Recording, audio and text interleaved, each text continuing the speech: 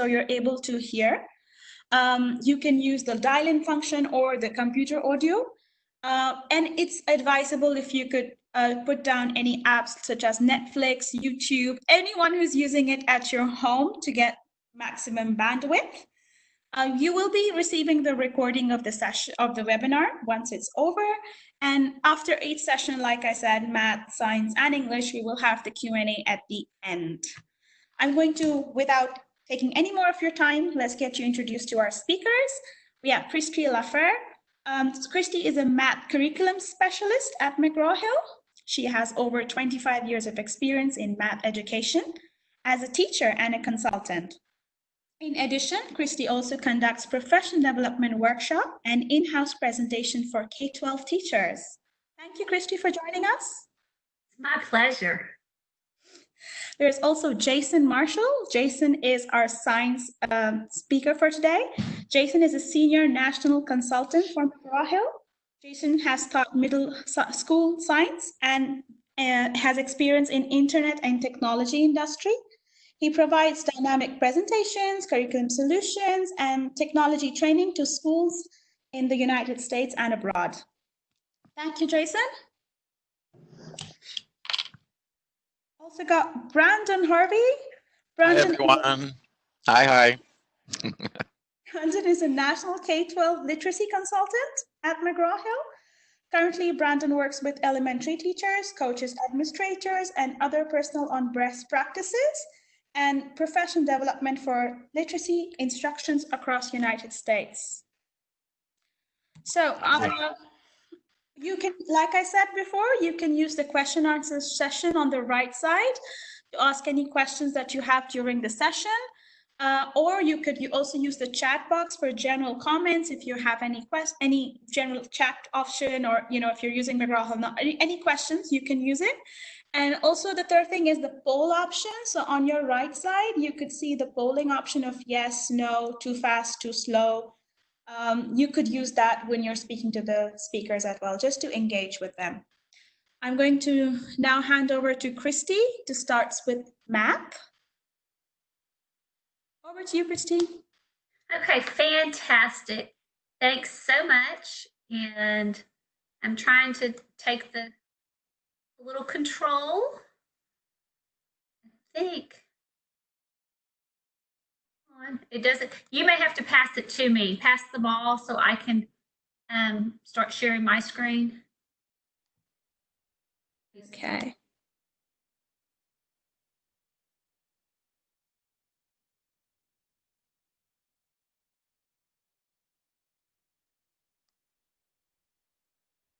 It doesn't want to come up to me. Yeah, apologies for any technical difficulties in advance. Yeah, this is where we learn lots of patience.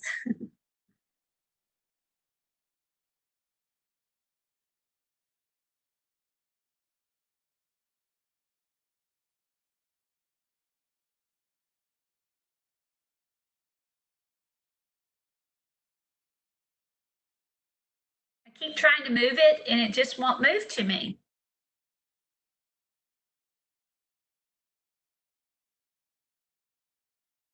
I'm checking it out now. Okay. Brandon, do you have any suggestions, sweetheart? Can you try moving it? I can see where I on my end where it says share the content, like for me to share my screen, but it's grayed out right now. So I think you're right. I think whoever has control of the screen has to. See, now it says I'm the presenter. So okay, I could see if you can make it. See if you can bring that to me. Okay.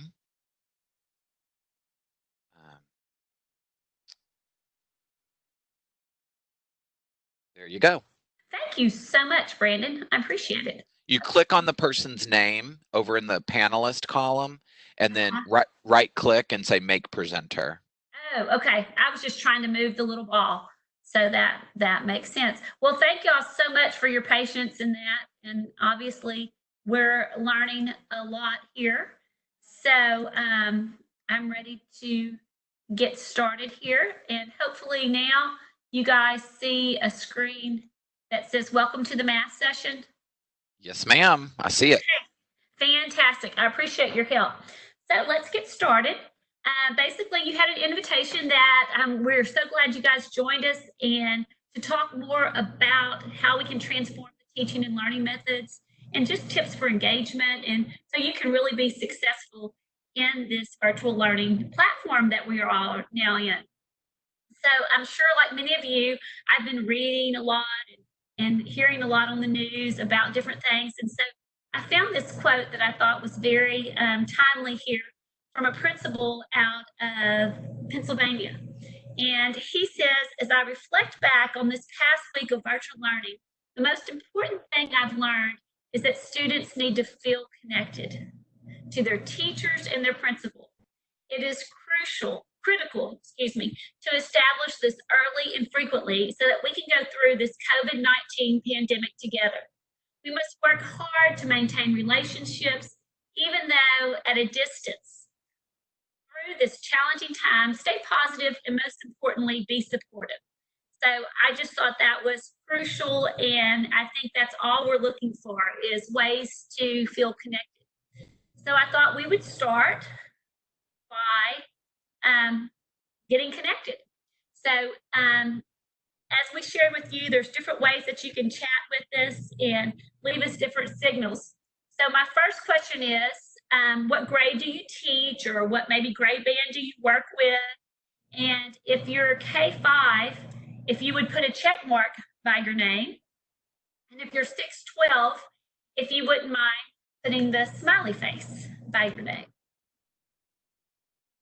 So we'll start there.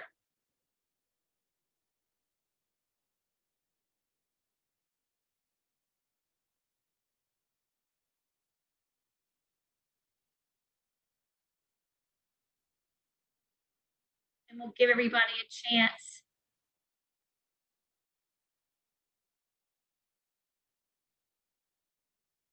I see some smiley faces and checks. A couple of checks. And if you don't know, guys, you have a little button. It looks like a megaphone, and it's a little drop-down menu. And when you hover over it, it says feedback. And on that feedback drop-down is where you can see the check mark or the smiley face. Check mark is for K-5, is that right? Yep. And smiley face is for 6-12. So for some reason, my panel's not showing up right now. Would you mind? And Brandon's going to say, oh no, Christy's asking me a math question. But would you think it's about 50-50? Or are you seeing more green? Are you seeing more yellow? What are you seeing out there, Brandon? Okay, let me scroll through. It looks like I see a few more check marks of those who have done it. We're still seeing people join, and I'm still seeing smiley faces and check marks appear. Okay, well, we'll give everybody a minute. Yeah, some people are raising their hand. They may have questions. Okay. But yeah, I would probably say it's about 50-50 based on what I see so far. Awesome. Thank you so much. For some reason, my panelists are appearing. But maybe if I scroll down, maybe I can find it. Yeah. I see some smiley faces and some check marks. I found it. Yeah, thanks.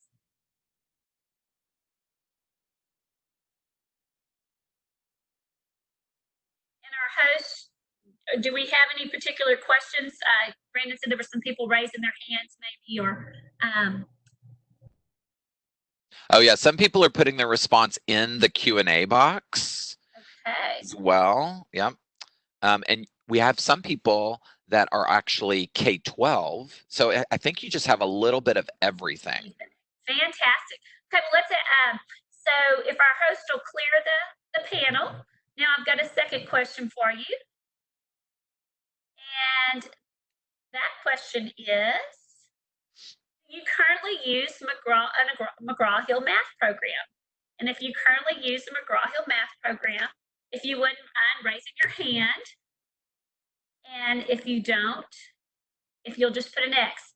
And we're going to share with you resources, whether it's McGraw-Hill math, science, or reading, that there's things that you can do, whether you have an account or you don't have an account. So don't think you have to, jump off because I asked this question. We just getting a feel to see some of the ideas that we can share with you today. Yes. And if you just joined, it looks like a megaphone. It's got a little drop-down menu. I see it right next to my hand, but if you click on that drop-down menu, you'll see the X, right? And then I think there is either you can click the applause button or you could do the hand tool, which is raising your hand for a yes. So those are great ways to sort of let us know. If you we just kind of want to get connected for just a minute and see how you guys, what's going on. And oh wow, we've got lots of hand raising on this. Fantastic. Good to see it. Well, hopefully we can answer some of your questions and share some great things about some of the McGraw-Hill math programs that we can use in this virtual setting. So I'm going to move forward and let's begin talking about it, because as we know, time's going to just simply fly here in our brief time together. So the other thing I want to ask you guys is math is. So if you had to complete that with one word in your chat box, if you wouldn't mind just sharing one word.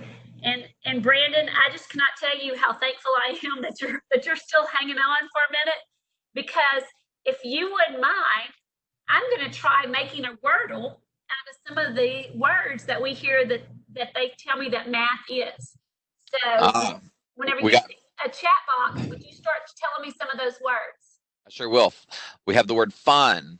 We have the word calculations. We have life. We have the word fun again. We have energy, mind stimulating, everywhere. Oh, I love this one. Math is king of all subjects. That's great. So we'll just have to put king because we're going to try to do one word. Math is abstract. Math is application. Math is logical progression. That's a great one. Oops. Now y'all can see how terrible my typing skills are. Problem solving. Math is everywhere. Math is refreshing. Math is life. Math is live. Math is mindfulness. Math is a necessity. Math is amazing. I'm going to let you give me 3 more, Brandon. Math is a starter for learning. Math is activity. Math is a brain gym. Math is all around us. Math is a journey. Okay.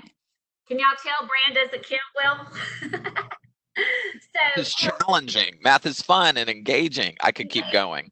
Okay, thanks, guys. I think we got it. Guys. So real quick, I'm just going to take and make a Wordle out of it. So how fun is that, and how engaging was that for our students? Now, all I'm doing, like I said, is there's just a little app called Wordle, and you can just connect with your students. And let's just check it out and see what it's made for us. It's made, mindful, necessity. Of course, it would be nice if Christy could spell correctly too. Calculations, amazing, and activity, energy. And so just a fun way to connect with our students, because many of them do find it challenging. I was excited that I don't believe I heard the word boring from any of you guys. So that's pretty exciting too to see. And, but sometimes for our students, it can be difficult. Sometimes it can be magical and rewarding. But what are some key ways that we can make sure to engage our students? If you haven't had a chance to connect also with the Global Math Project, I encourage you to check them out. And there's a really great video on math is from those gentlemen as well. So feel free to share and check that out as well. So let's talk about some ways that we can have that math is a necessity, is challenging, and some key things that we can do. I also want to share with you a little bit about math instruction and how math instruction has changed. Well, if we think back 100 and probably over 100 years ago, this is what we saw in the math classroom, a one-room classroom where there were many students learning many different grades, many different subjects. Up until recently, our instruction may have looked a lot like this, where we have students collaborating in groups and key things. And then just within weeks, this is what's happened.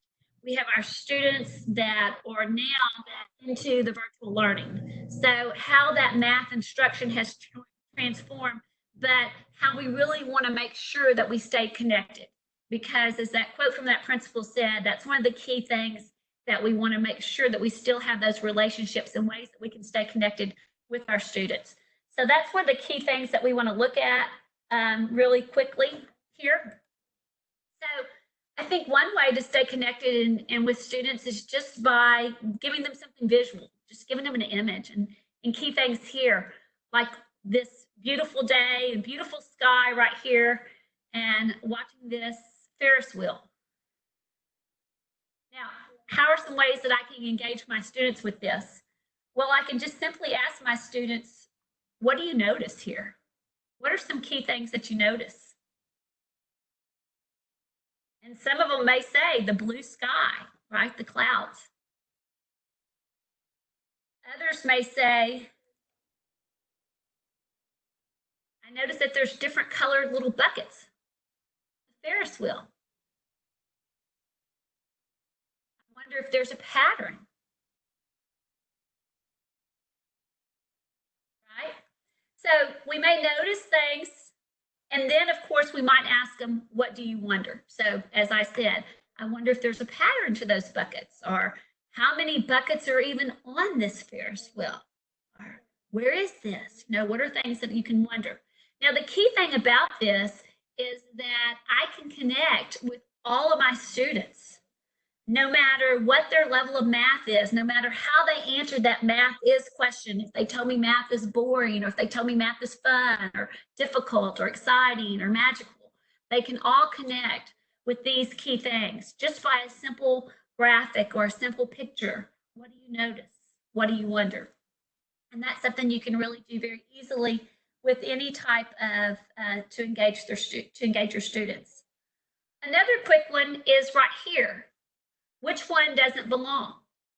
So if you look at this, I bet you all of us immediately probably had a quick answer of which one doesn't belong. And I could probably ask, and I see people in the chat box, some might tell me 10, some might tell me 5, I see 8, okay? I see all different answers. This is awesome, okay? Now, some might even went so far to tell me 5 doesn't belong because it's odd. All right, great answer. I might say 8 doesn't belong because I know that I can take 2 times 5 and make 10, right? That's another great answer. One of my students may say 10 doesn't belong, right? And that's correct. There are many possibilities. And that's the key thing that we want students to do. Once again, we want to help students stay connected. So what are some ways that we can do that? Well, one of the keys in McGraw-Hill is we have a author called named Dr. Raj Shah. And one of his key goals is to let's bring curiosity, let's bring wonderment, let's bring joy back into the math classroom and make math irresistible for our students. And so one of the ways that we can do this is you'll find Dr. Shah's Ignite activities. And these Ignite activities are in our K-12 math programs. And I'm going to jump online and show you exactly where to find some of these that you can do with your students. I just gave you 2 simple examples that you could pull out from anything, anywhere, but he's also gives you some very great specific examples that you guys can use. Now, those of you that raised your hands, you probably have a username and password for McGraw-Hill. Those of you that didn't be going, oh no, I might not be able to get to this. Don't worry, at the end of this session, you will also have a sample username and password. So you can definitely go on and find these and use these. So I'm going to tab on over to the internet here. And I'm on my McGraw-Hill My Math website. And so I'll go in the K5 site first and share with you guys a little bit about this. And then I'll move over to the 612 site as well. So whenever I logged in to my website, I chose a grade and I chose 4th grade. So you'll have options to choose, or those of you that are aware of your different places to go, courses to choose. So I'm going to go over here to my menu. And from this drop-down menu, I'm going to choose resources. And once I choose resources, I'm going to move over to where it says keyword search. It's moving just a little slow. It's probably because, guys, this is fantastic. We have over 400 participants with us today. So just bear with us a little bit. And I'm going to type in the word ignite. Whenever I hit search, it's going to come up with a list of resources. So you'll see right here, 4th grade, the different places that I'll have some Ignite activities. Now, another quick way to find that is just reset. And I want to look at those specific activities. I'm going to hit keyword search. I'm going to go down to more. And you'll see the first resource under more is the Ignites. So this is just going to give me all the different Ignites. And the nice thing is you have the student sheet as well as the teacher sheet. So let's just pull up one, those fewest coins, so you guys can take a look at it. And you'll see here it is. So use this table 1, use the fewest pennies, nickels, and quarters to make each number of cents. Now, how awesome is this? So once again, all of our different students can have answers and do this. You'll also notice that there's a download tab, so I can download it and sign out that way. Or if you are using McGraw-Hill, you'll notice this gear at the bottom right-hand corner. And here I can just click on this, and whenever I do, let me pull it up just a little bit for you guys. Whenever I click on this, you'll see that I can just assign this resource straight out to my students that way in my classes. I can also share this with my Google Classroom class. So if you have a setup of a Google Classroom, and you've linked your 2 classes together, it'll automatically go out there for their students to have that assignment, or there is also the option to download it. So really easy, quick way to do this. Another key right here is that you'll see on the left-hand side of this resource is a star. And so I look at this and I think, oh my gosh, this is definitely one of my favorites. So I'm going to click on that, and that way it'll be starred. And whenever I go to my resources up here, I'll go over here to favorites, and you'll see that it's been added now to there. So that's how to find the Ignite just really quickly into the My Math, and it's an excellent resource that'll allow you to stay connected with your students. Now, I am going to pause for a quick minute to see if I need to review that, if one of the hosts or panelists doesn't mind sharing, if there's been any pertinent questions that have come up, or if I need to reshare that before I move into the 612 on where they are. So can the sheets be completed online with no need to download? So Brandon, no, they would have to be downloaded either to their Google Classroom, or whenever they assign out, the student would download it, complete it, and then upload it back up for the teacher. Great. Yes, thank you.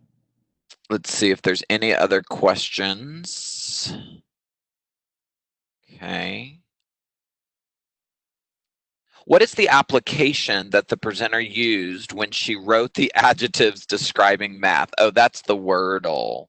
Yeah, it's the Wordle, and it's just do you see my whole screen? So down here, there's a little app for it, and you can just put it onto your computer. You could Google search Wordle. That's WORDLE.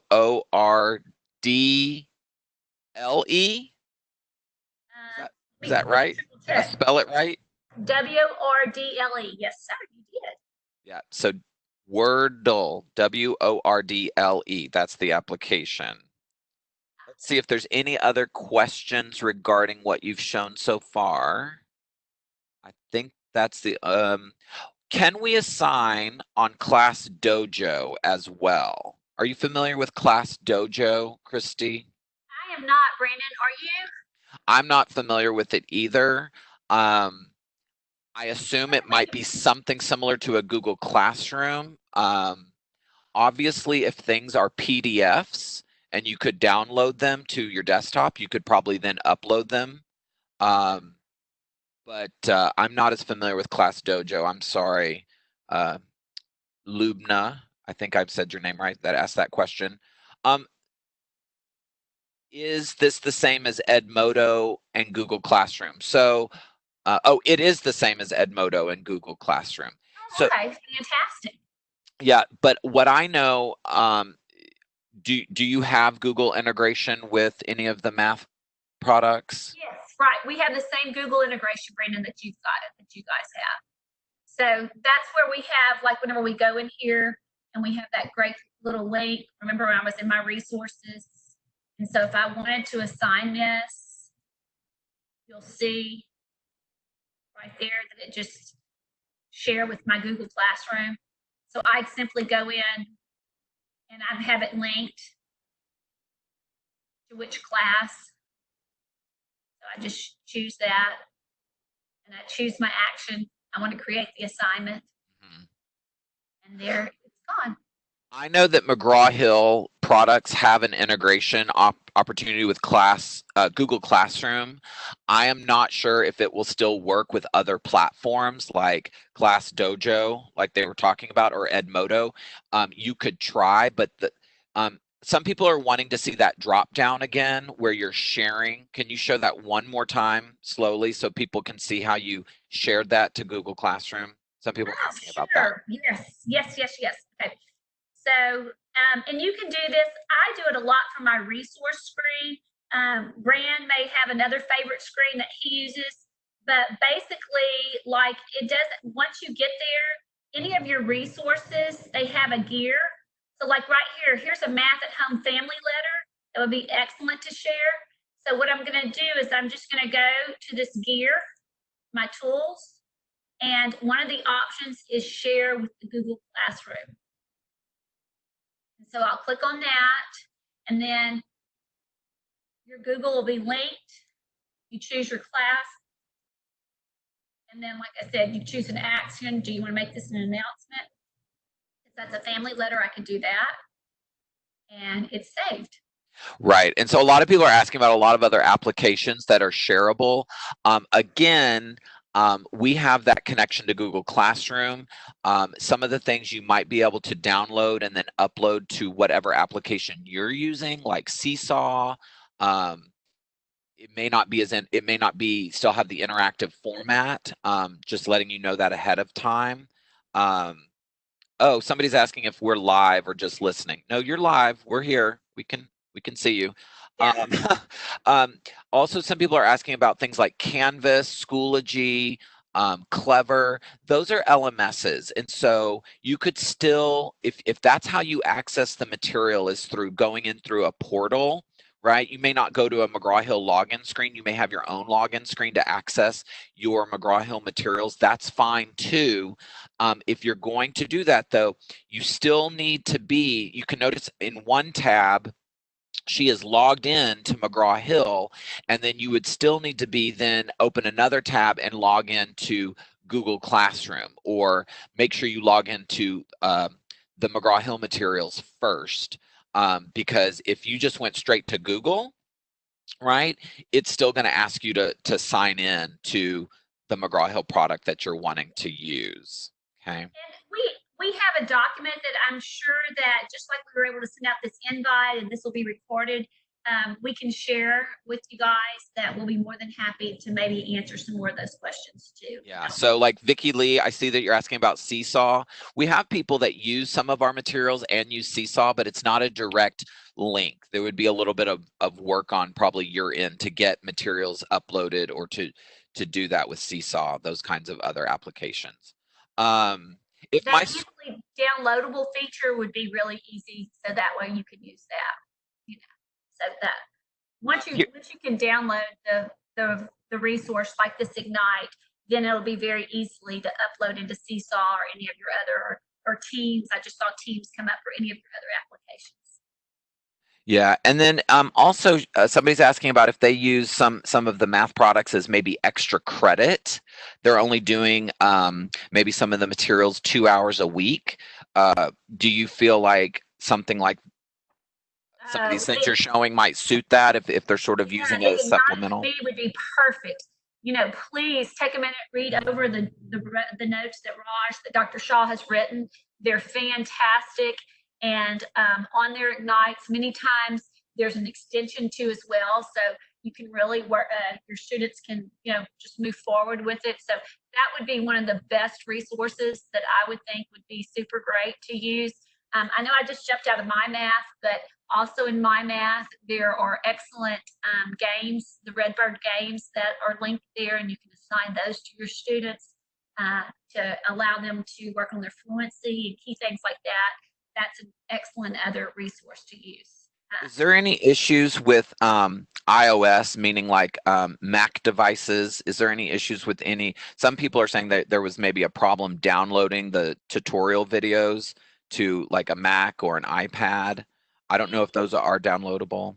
Yeah, so I'm not real sure if our videos are downloadable in there.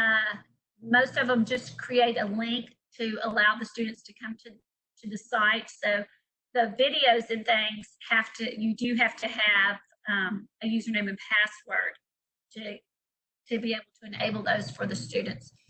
And someone else is asking about just more, they just want either some websites or places where they could just practice math skills, just maybe some math skill practice opportunities. Right. So the other thing is that there's fluency practice and there's a skill practice sheet for each and every single lesson in the My Math. And I can jump back in there in just a second and do that. But I do want to go in here, and as far as fluency practice here in Reveal Math for 6 through 12, we have these great dynamic math practice problems for the students at the module level that are simply amazing. So I will show you that as well as the Ignite real quick, and then maybe we'll jump back to My Math if we need to show a little practice there.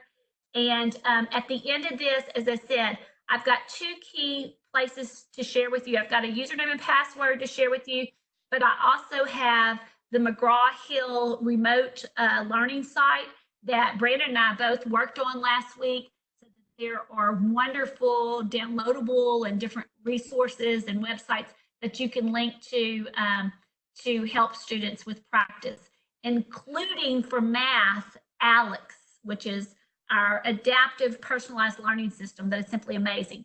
So I've got that information in just a few minutes in the PowerPoint, and I'll share that with you. But just to be fair to the 612, let me share 2 real quick resources, and then I'll share all that information. Does that sound like a plan? Yeah, and as you're pulling that up, Christy, somebody said they tried to find the Ignites in Course Book 1 and couldn't find any. Okay. And then other people, a couple other things, math games for K5, and then maybe any just sort of quizzes that they could take as well. So those are some of the things that are coming up in questions. Thanks, Brandon, I just cannot thank you enough. So thanks so much.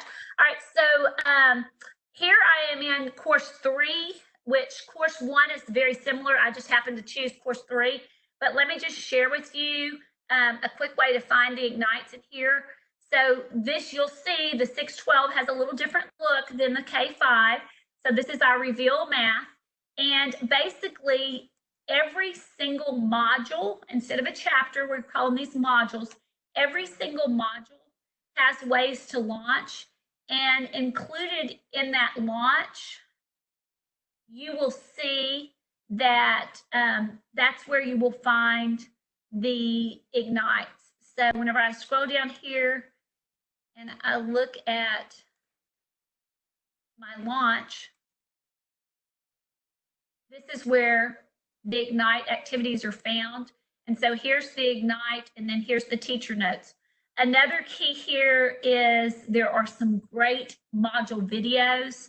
So kind of like that Ferris wheel that I showed you guys a while ago, these really help connect students in the math to the world they live in. So this is where the ignites are here. Notice that they're Word documents, and so very easily for you that you can download them. And you can choose this as a collaborative activity to help engage students. So if you've got some teams going on or some groups, this might be an excellent piece that you can use and let your students see and work through the key pieces. So this one is about a planetary puzzle and about the distance. So kind of like the same thing, guys, you see here. What do you notice? What questions can you ask? So that's just a quick look at an Ignite. And those are found at the module level in 612 through Algebra 2, basically. And also those videos. Now, whenever you guys are talking about extra practice and resources, there is a great resource in 612 that's called Dynamic Module Practice. Now, basically, what Dynamic Module Practice does is it just allows the student to work on the key concepts in the module, which this module is about exponents and scientific notation. So there's between 10 to 20 problems on exponents and scientific notation, but they constantly change. Their algorithms constantly change on these. So it's a great resource for you guys to use. And you can see that you can very easily assign it here. Whenever you do assign it, you can choose start dates, end dates. You can choose whether you want it to assign it to your all students or if you have different groups, however you would like to. You can, if you've got more than one class, you can copy it to that class. And very quickly, it's just assigned to your students. You'll notice over here on the left-hand side, this is where my assignments are. And so if I go there, you'll see that it's now assigned to the students. And then once again, I know we had some interest with the Google Classroom. So once I do assign it, I can share it with my Google Classroom as well. So two great resources that you can use for practice, which is the Dynamic Module Practice in 612, and then also a great resource for students just to be able to go in and, if they're just having math for 2 or 3 hours a week, this Ignite is an excellent choice to choose. And then in 612, another excellent choice are the Sheryl Toby math probes. And these probes are designed to help address common misconceptions in students. So this is another great resource that you can use, and you'll see like this. This talks about compare terms with exponents. So you would ask the students for each item, circle the numerical expression with the least value. And you'll see that students can really look at that, and then they have to explain their choices. And it really helps you to unlock any of the common misconceptions that students might have. So that's in 612. As I said, time flies in this, and I knew it was. So I'm going to jump back and show you guys the games in K5 really, really quick. And then I'm going to share those websites with you. So you'll have that to see. The nice thing about these games is that we have taken away any flash so that they're, I know there's some questions about things working on Mac and things working different places, that it's really user-friendly and easy on any of them. Like I said, I'm going to use menu, and I'm going to go to my resources. Now, we haven't really got to talk a whole lot more about any of these others, but keep in mind down here, there's another great place called assessments, and it's a lot more than assessments, and this is where you'll find lots of online practice that you can assign to your students too as well. So I know that K5 had some questions about practice, and you can do that through the online assessment. But I'm going to jump back up here to resources. And whenever I click resources, I am going to go to keyword search. And under keyword search, you'll see that there's games. So right here, I can look at the different games. And these are powered by our personalized learning system, Redbird Mathematics for K5.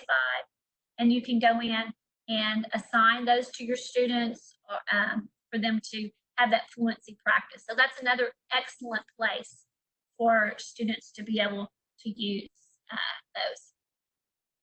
I'm going to jump back in to my PowerPoint presentation, and I want to share with you the website I was on is what Brandon and I fondly referred to it as my dot.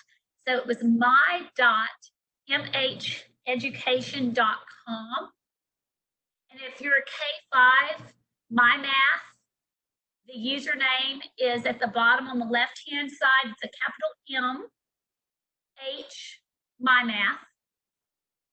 And the password is all lowercase MHE 2020 math. If you're looking at this screen right now and you have your cell phone, this is an excellent place to just snap a shot of it. For 612, I encourage you to go to the same website, and the username is Reveal Math Demo MHE. I will tell you that the username is case sensitive, so you need to make sure you have the capitalized R, M, D, and MHE, and the password is the same.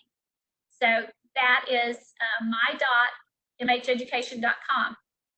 Now, also, whenever you go there and you log in, you'll see that we have set up a special site for remote support and distance learning.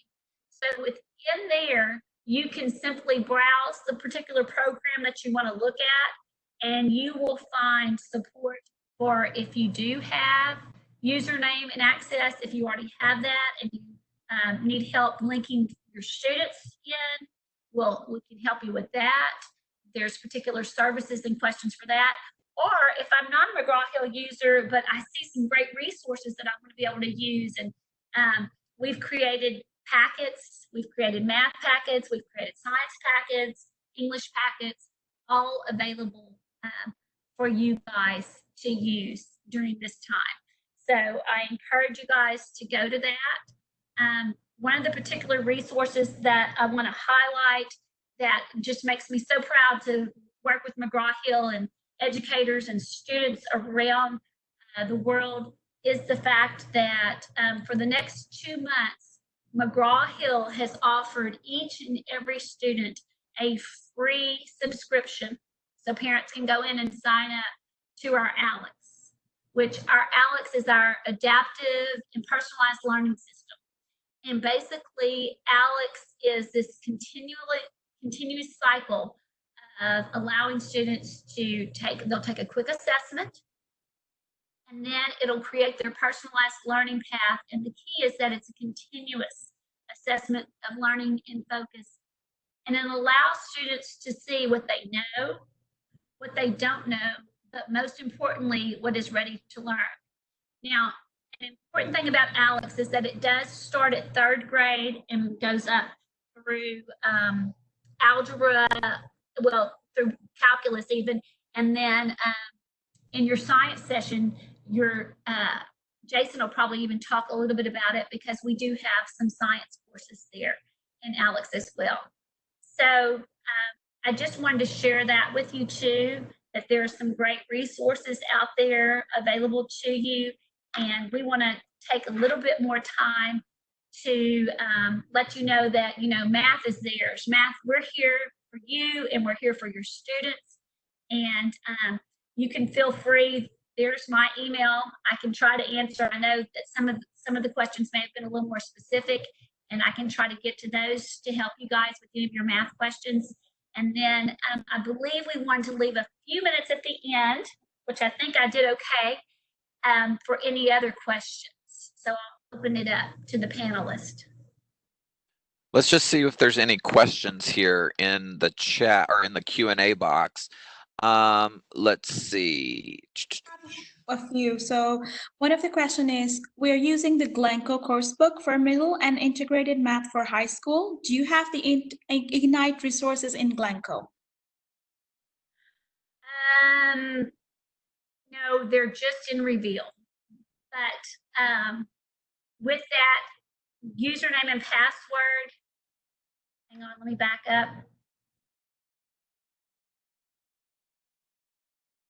With this username and password right here, you can go get them. And then it takes an extra step, but you can download them to your Glencoe, put them up in your My Files folder in Glencoe, and send them out to your students that way. Thanks. There's another one. When we assign any resource to Google Classroom directly, students will be required to enter their username and password on McGraw-Hill, right? I need to know if there's any way to assign it without having the students to enter personal credentials. Not that I know of, because the materials with math or science or reading, those are all password protected. And so you're still going to have to log in. That's what I was saying earlier, is that, for example, I may have, however I launch, right? Whether it's through a portal or I go directly to my.mheducation, I sign in with a username and password, and then I can open up another tab, go to Google, sign into my Google Classroom, and then I'll be able to get those assignments. I won't have to sign in again because you've already signed in once, but you've got to authenticate that you are a McGraw-Hill user and that you have the rights to get this password protected material. Yeah. Well said, my friend. Thank you, Brandon. One more is, why can't we edit the test in Algebra 1? Oh, we can definitely, in Algebra 1, we can edit the test. I wonder if that's Reveal or, hang on.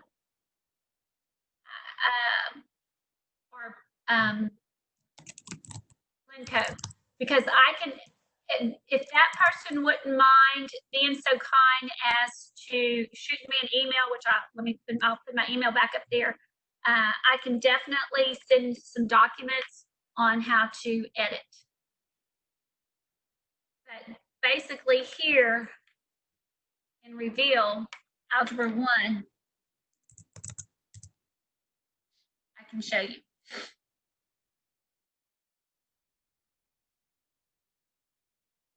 Find my Algebra 1.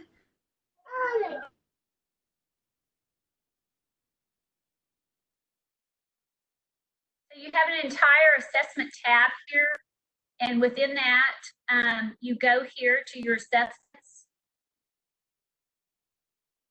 And your first thing will be either my assessments, or you can create a new assessment, which to edit, the easiest thing to do is to create a new assessment, and you can name it whatever you would like to create the assessment.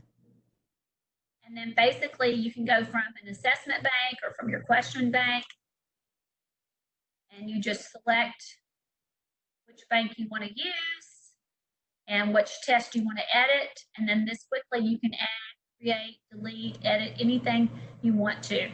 And I know that was like a really quick look at it, but I'll be more than happy to share some directions on that with whoever asked that question. If you don't mind just emailing me, I'll do that. Thanks, Christy. Sure. There's one more, and that is, I need to know if there's any way. Okay, we've dealt with that one. There's one. Sorry, I'm just checking.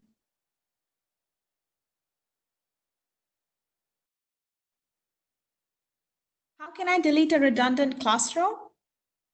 Also, how do we delete students from a classroom if a student has multiple accounts? I think you'll go in to manage your students. Once again, if it's 612 or it's K5, it works just a little different. but I'm in the 612, so I have a roster here, and I would just simply go in and manage this. Whoops, hang on just a second. Let me get over here, and you'll see that I have edit this student. So if I would want to delete it, so I'll hit edit, and then basically I can just delete this student from here and remove them from my class. And K5, once again you go to class management, and it's just a little bit different. If you've done a class and you've duplicated or something like that, you simply go over here to your digital olives or digital kebab, and then you can manage the class roster, you can add content, or you can archive this class. So you really don't ever delete the class, but it becomes archived, so it's not on your home page.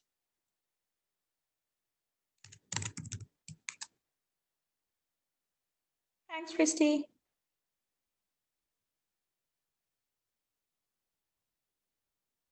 There's one more. Do we have games only for K to 5, or do we have games for 6 to 12 as well? We have games only for K through 5, yes. Thanks.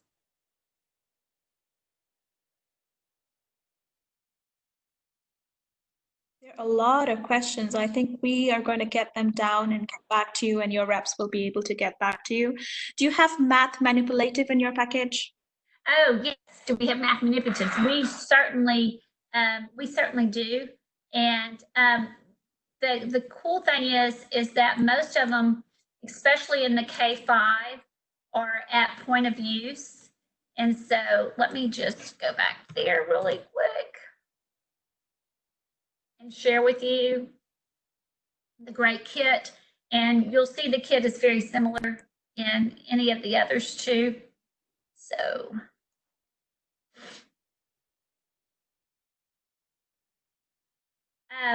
I know I shared with you guys that I'm all about the resource tab, but also that whenever you do, I went into my drop-down menu for my home page, and I just chose a chapter and a resource, and you'll see that right here, there's this great little icon, and that is your tools. And so whenever I pull that out, here's my math toolkit.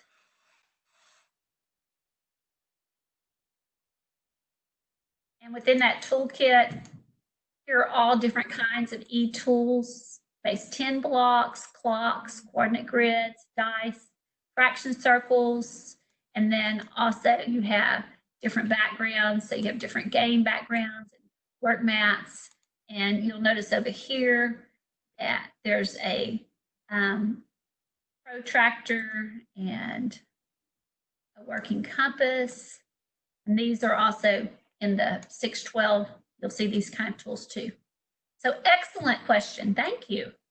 Awesome. Thanks. We'll take one last one before we move on to science. And that is, we have a lot of chapters in the math book, My Math, and we don't have time to cover all of these chapters in details. What do you think the best way to let the student benefit the most? So, in many places, we look for some power standards or for some key standards. And I know with the Common Core, there are 3 to 4 clusters and domains. And what I think I would do is depending on your standards, but I'm just going to use Common Core for example, is I would look at those 3 to 4 key clusters and domain and make sure that my students, assign pieces of the course that support that, and then have those, I call them power standards, to make sure that you have those power standards covered before you move to the others. And generally those are in the front part of the table of contents, and then a lot of the supportings in the back part. And I can probably, once again, I can help with particular document, if it's a specific grade or things, if you'll email me, I don't mind helping with that. So thank you. Christy, sorry, can you repeat how you reached the manipulative page, please? Oh, so in my math, I'm in the my math, and basically there's many ways to get to it. If you're on the home page, many times you'll see this icon, and it's your tools icon, and that gets you to the manipulatives. I worked mainly, whenever I was in here, I worked mainly with the resources. And if you click on resources, no matter where you are, you'll see the word tools. And tools will take you straight to the manipulative kit. Brilliant. Thank you so much, Christy. We're now time up, so we have to wrap this up and move to the science section. Just to let you know, there are any unanswered questions, because we have quite a many, we will pass this on to the local reps, and they will be able to get back to you on the questions. Over to you, Jason. We'll give Jason the control so he can start over with the science session. Okay, I'm going to stop sharing, and let me click on Jason, and let's see if I can. Jason, I am changing you to presenter. It was such a pleasure, and Brandon, I want to thank you too. You have been such an asset. I appreciate your help. Jason, Brandon, I'll hang on, or I can hang on for Jason if you need me to, Brandon. Yep, I'm still here, and you gave control, it looks already, to Jason. I can see Jason's screen, so that's great. Yeah, we can see your screen, Jason. Yeah. But I'll be on. I'm happy to help out in Thank you, Jason. Jason, he was awesome. So yes. There are a lot of questions, Jason. Thank you, Brandon, for taking over them. No worries, no worries.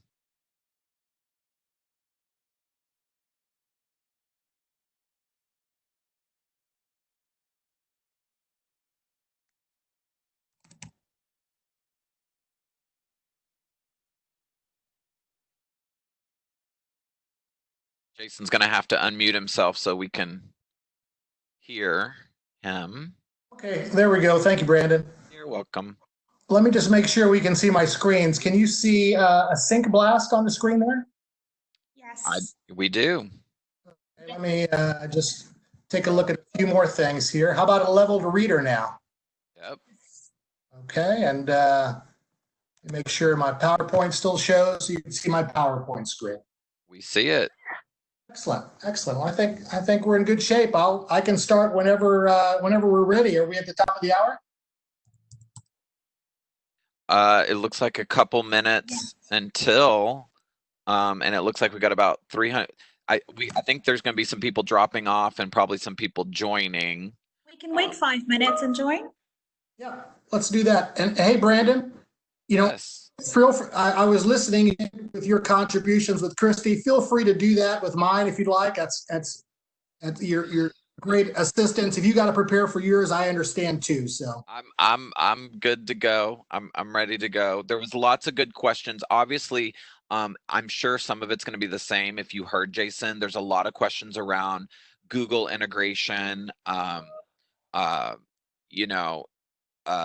Some people, of course, were looking for very specific things as far as just practice things that they could send to kids, and things that maybe are downloadable because they may be sharing them through other platforms like Seesaw, Class Dojo, Edmodo. So maybe just making sure that they know hey, here's something that's downloadable. You can download it to your desktop and share it out, even through email or whatever. But a lot of people are asking. Yeah, it makes a lot of sense. Okay, thank you. Jason, I'm so glad you have a leveled reader, because that was one of the ones that I had also was going to get to. And let me just tell you, time flies. So the leveled readers that Jason's going to share in science, know that they're there in math, and Brandon, they're there in wonders too as well, correct? That's correct. Well, I like this team. Begin? This is really cool. Yeah, this is. Before you begin, Jason, there might be a lot of people who have joined in and a lot of people who are new. So just to go over the microphone or the speaker button that's on the right side, you will be able to engage with the speaker through that. The chat button is for if you have anything you want to talk about. So if there are any poll or you want to type something, just to chat with the presenter or the host or anyone, just chat in there. The Q&A is for the questions. So if you have any questions, you can type them in the Q&A box and we will be able to get back to you on your questions. Yeah. We will go over the questions at the end. But yeah, feel free to pick them up, Jason, if you feel them coming. And Brandon is an excellent expert at that. Well, and you know, one of the things in the chat box that just came through was they kind of want to know, is this webinar going to be talking about actual school course material rather than just online resources? And I think what we're doing is a little bit of both, like giving you just some tips and things if you don't have any McGraw-Hill materials, because you know what, it's a struggle. This is a whole new area of distance learning that none of us have been prepared for. But then I think the other side is that obviously we are McGraw-Hill Education and we're going to be going into our McGraw-Hill materials, you know, so showing like My Math or Reveal Math, or showing, you know, the tools and resources you can pull from Inspire Science. But I think just to answer the person's question, a little bit of both. Would you agree, Jason? Yeah, I agree. I'm going to start this webinar with just some best practices that teachers have learned in this home learning environment, things that they didn't expect and discovered and had to learn the hard way. Maybe you'll get a tip or a strategy or suggestion in those. And then I'll transition into some science, general science tools that you might be able to use in a home learning or distance learning environment that are separate from any program. And then I'll talk about some of the Inspire Science tools and how they relate to some of the tips and some of the strategies that I talked about in the first parts of the presentation. So you get a little bit of both, some just general best practices, some science best practices, and then some things found in the Inspire Science program as well. Yeah, we already have questions coming in, people asking about good online resources for kindergarten, looking for resources in science book for K-5. It seems like it's a little hard to find some of the resources. Fast way to prepare a test. So those are just some of the things that are already coming in for you, Jason. All right, they're jumping right into the program. That's fine. Let me set something up here real fast. And just so can you see my 7th grade gym screen right now? National Inspire Science, grade 7? Yes. Okay, just want to make sure. And I've got a lot of windows here open. And we can see them all.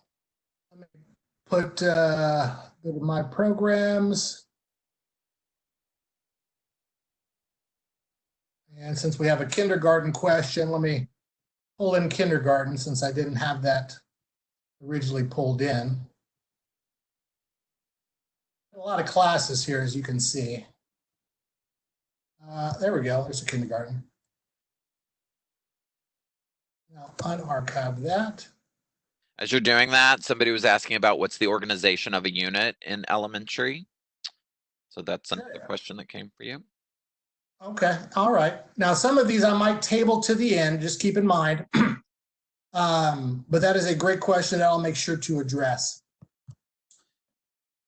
So are we about ready to get started?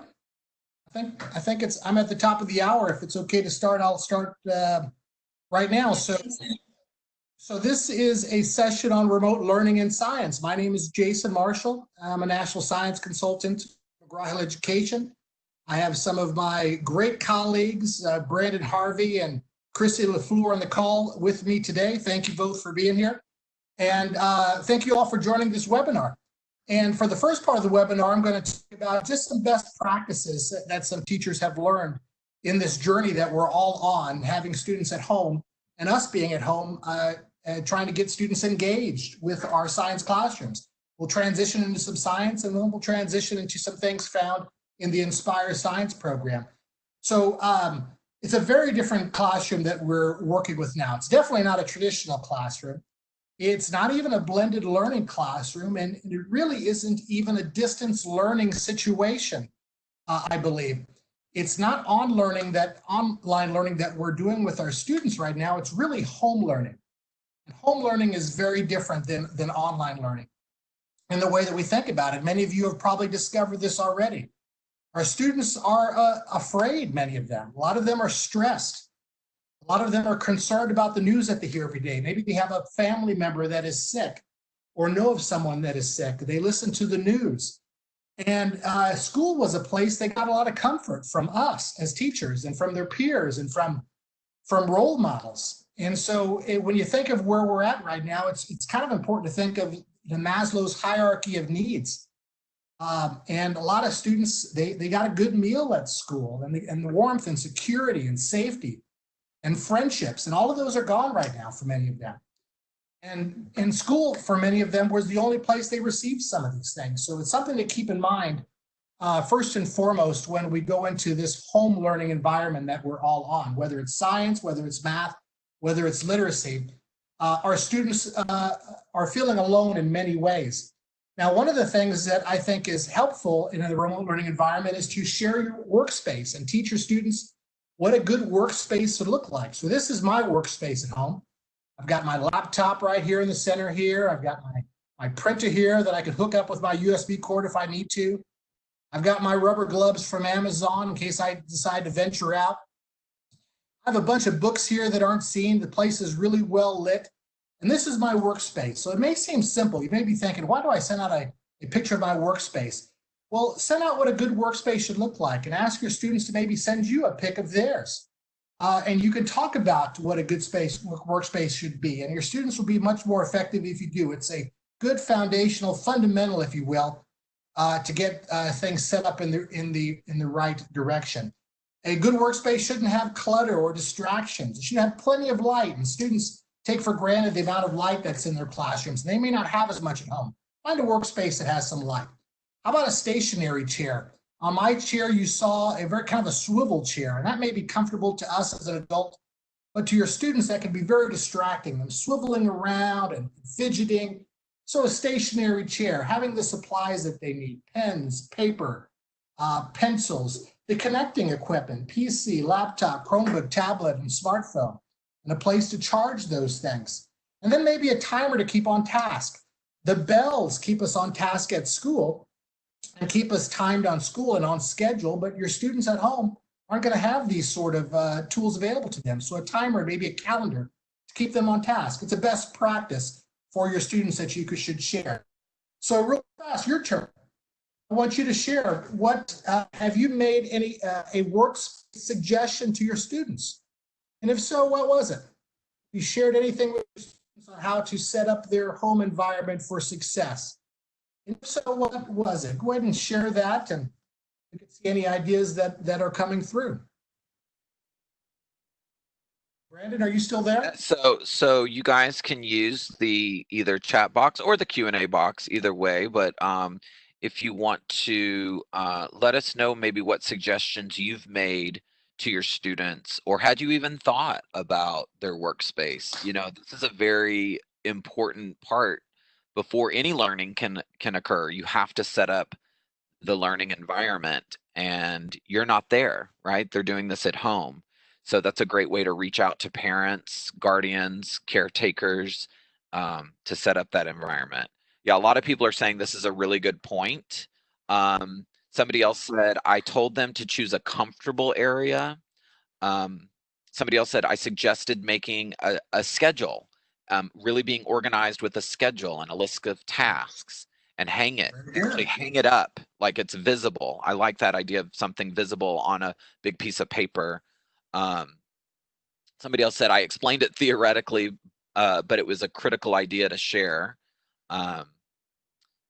So a comfortable space that's well aerated, something that, like you said, has good light.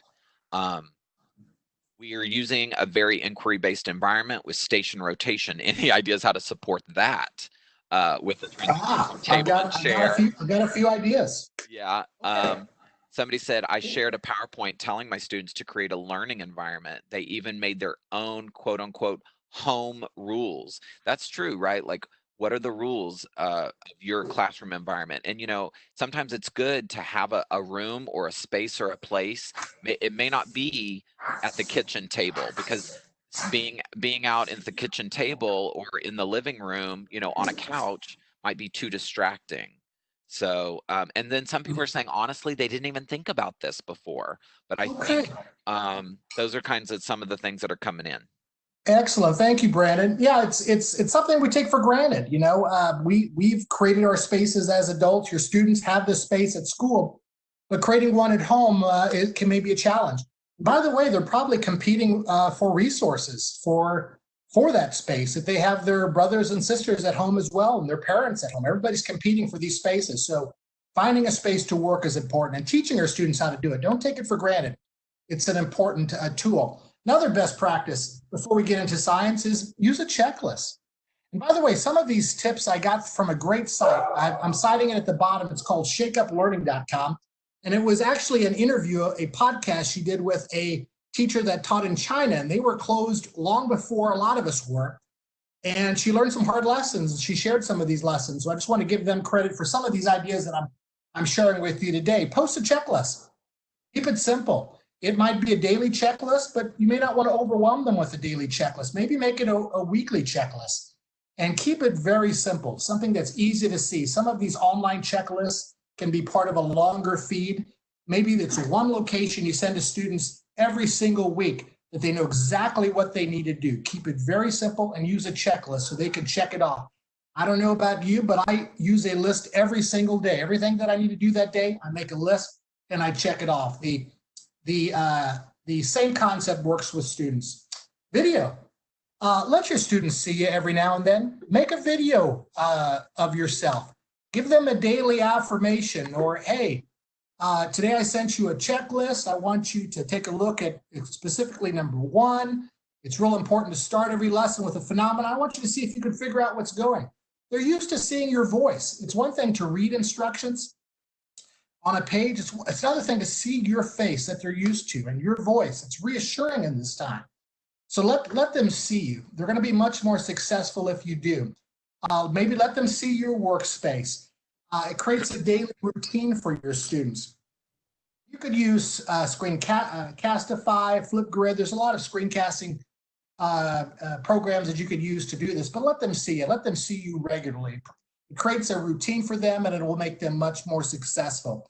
Share your personal space with them. Here's my dog. Your students are interested in your personal space and your personal things. My dog seems to be practicing social distancing out in the backyard like everyone else. But send these personal effects to your students. Your students are used to you sharing them in class, and do them as much as you can in a remote environment. You're probably using Zoom, Google Hangouts. We're on WebEx meetings right now.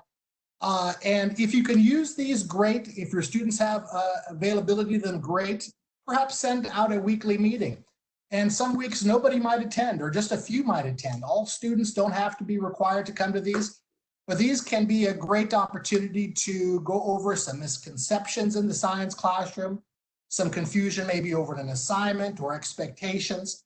So if you can get students together on these, great, but we know a lot of students weren't prepared for this situation, and you may not have trained your students on these tools. If it's available to them, great, but if not, know that a lot of them might not come. So your turn, real fast. Have you used video, pictures, or Zoom or WebEx or any of these tools to stay connected with your students? Have you used any of these just yet, or are you planning to?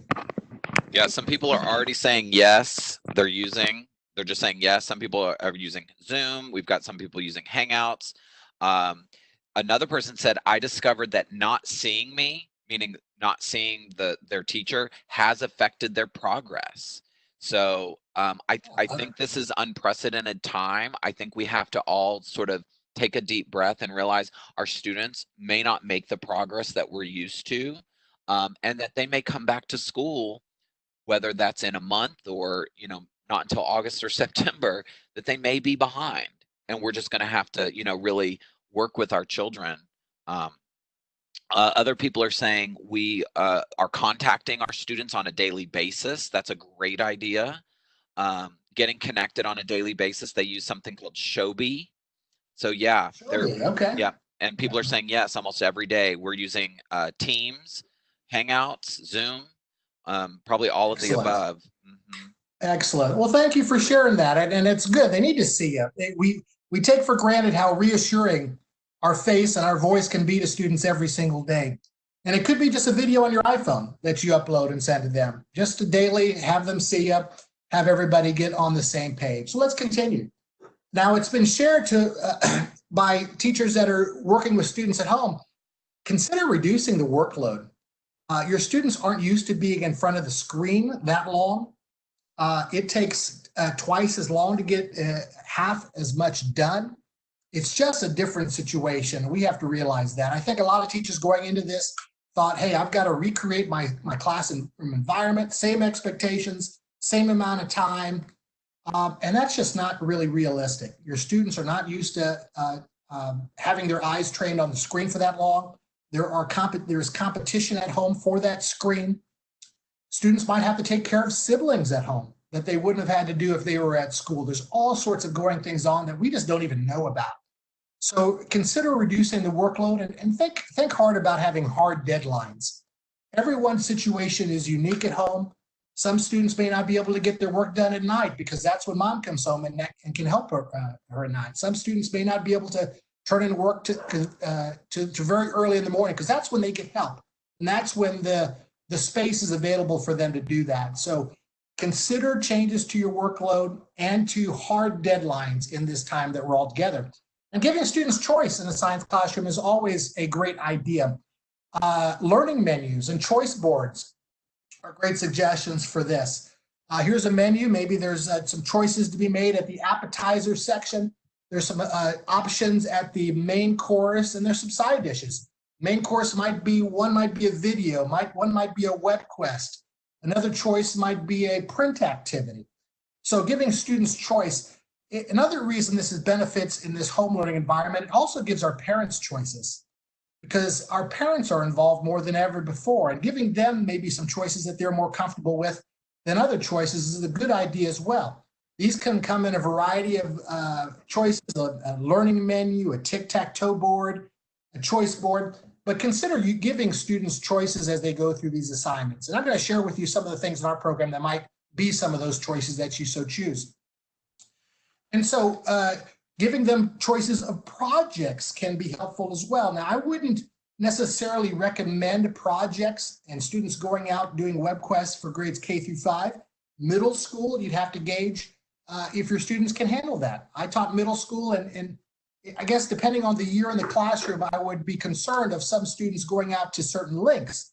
But high school students are certainly capable of that. And one thing that we have in our program that lends itself to that environment is something called Sync Blasts. I'm going to share that with you really fast. Sync Blasts are current event articles, and they're web research projects that students can do.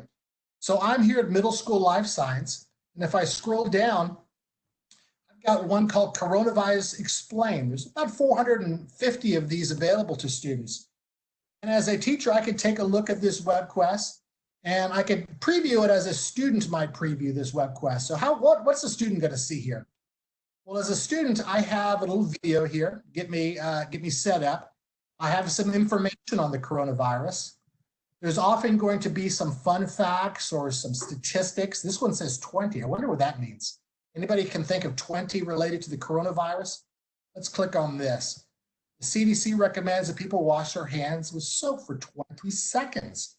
So students are learning about the coronavirus. And then down below, they have some links to do additional research. Now, after they've done some of that research, there's a quick poll here to assess their knowledge of what they've read. There's vocabulary here, and I can scroll down. What does acute mean? I've got some choices as to what I think is the best possible meaning for that. I've got comprehension, just to make sure I got out of this activity what I thought I should have gotten out of it. And then a blast. Now, the blast is really cool because it allows students to express themselves and tell you what they're thinking. And in our platform with Sync Blast, students can peer review and see others' blasts. and comment on them. Hey, I was thinking the same thing about this coronavirus. I read it on this site, or I read it on that site. I love what you said. I agree totally. And so they're communicating in a way that students are very, very familiar with. These blasts are available for grades 6 through 12, and I'll go ahead and assign one now, give you an idea of what it looks like on the student side when we get there. So I'm going to use this for a new blast, and I want my 7th grade class to receive this. So I'm going to choose my 7th grade class, and I'm going to have it due, how about on the 17th? Do I want them to go out to other research links? Now, you could choose just to have the information found in this blast, but if you're an 8th grade teacher, maybe 7th grade, definitely high school, I want them to be able to go out to research links, and I trust them to do so. So it gives me a prompt saying, are you sure you want to do that? I do. I can increase the length of the blast if I want to. If I want them to have more characters, I can do that. And I can even customize things like reading level. So if I want different students have different lexile levels, I can do that as well. And then once I've customized it, I've made it perfect, I can send that blast to my students. And now that's waiting for my students on their side. When they go in, they have this web quest available to them. And I could have sent 2 or 3 of them. So in the choice, back to the choice board, I could send out 3 sort of related web quests on the module that we happen to be discussing, and give a student some choice as to which web quest they go with, which depending upon what interests them to most. So giving students choice through learning boards and choice boards. And we use Sync Blast to do that. A couple more things before we dig into the sciences. Stick with a platform. Choose a platform and stick with it. This isn't a time I don't think, to pull out all the tech tools that you've always wanted to use and unleash those on your students. They're just not ready for that. I think the content will suffer if you do that. So choose one that maybe you're using in class, your students are familiar with it, they've been using it throughout the year, just stick with it, it's fine. If you can implement 1 or 2 very easily that are easy to understand and master for your students, that's fine. But I'm not sure that this home learning environment is a time to get really techie, even though there's a lot of tools available out there, and you may have wanted to use a lot of them all this time. So stick to the platforms that you're using.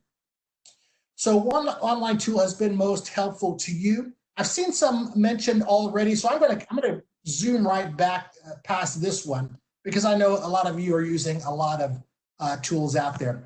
So the next suggestion I have is give them some opportunities to get away from the computer. Okay, give them some chances to get away from the computer. Don't make everything tech heavy, but also give them some print resources. I know many of us want to get away from worksheets, but in this home learning environment, you know what? Worksheets may be the best solution for a lot of our students. I know in my science classroom, I like to have hands-on. I like to have technology interaction. I try to blend the classroom even before blending was a big deal. But in this home learning environment, some print is necessary. Something that you might consider having students do is creating foldables. Foldables are 3-dimensional graphic organizers. We've been partners with them for about 18 years now, and in that time, foldables have become the most successful graphic organizer system in the world. Have students create one. Have them send a picture of it to you. After reading a module on electricity, here's the foldable I created on. Have them send a picture and post that up to you. So these are some suggestions that you might use in this remote home learning environment. If you want to kick it up a notch, students can make sort of I call it a grand fold. You might call it a mini science project for that unit or module or that chapter that students are in, where they put 4 or 5 foldables together and they have sort of a project that they've created home. All of that unit is notes that students were taking on electricity or the weather or forces in motion. They put it all together in a very kinesthetic way, in a very artistic way. So you got a lot of artistic students, a lot of creative students in our science classroom. We may be using a certain side of our brain as science teachers because we love science, but you got a lot of creative types in your students, your class as well. So let them use that with foldables. Just another suggestion. So what to do now? Plan and prepare. Do a survey of the home situations. That's a good idea to see what technology is available. Imagine the poor student that just doesn't have any connectivity at home, and we're sending a lot of things that require connectivity for them to do. So assess the student situation, create an online learning document. I'm going to talk doctrine. I'm going to talk more about that a little bit later. Test the platforms that you're going to be using. Make sure that they work properly. So, and start talking about discussing netiquette. What do I mean by that? Just your expectations, proper behavior when students are communicating and working with you and other students online. So what about science? Let's make some connections to science. We're talking about best practices. One thing that you might do is incorporate phenomena. Now, many of you may be familiar with the term phenomena. It's a term that's come up with NGSS classrooms. Did you catch that going on with that video? It's going to replay for you. I see two arrows pointing the same direction. So what's going on there? What's causing that phenomena to take place? This may be a video that you start a week with, and through the course of the week, students are trying to figure this out. Phenomena can be a video. Phenomena can also be a set of images or one image. So on the left, you see a mustard tree, and it looks pretty big. I see these people down below, so this tree must be really big. Did you know that tree came from a seed that small? How is that possible? Where does that mass come from?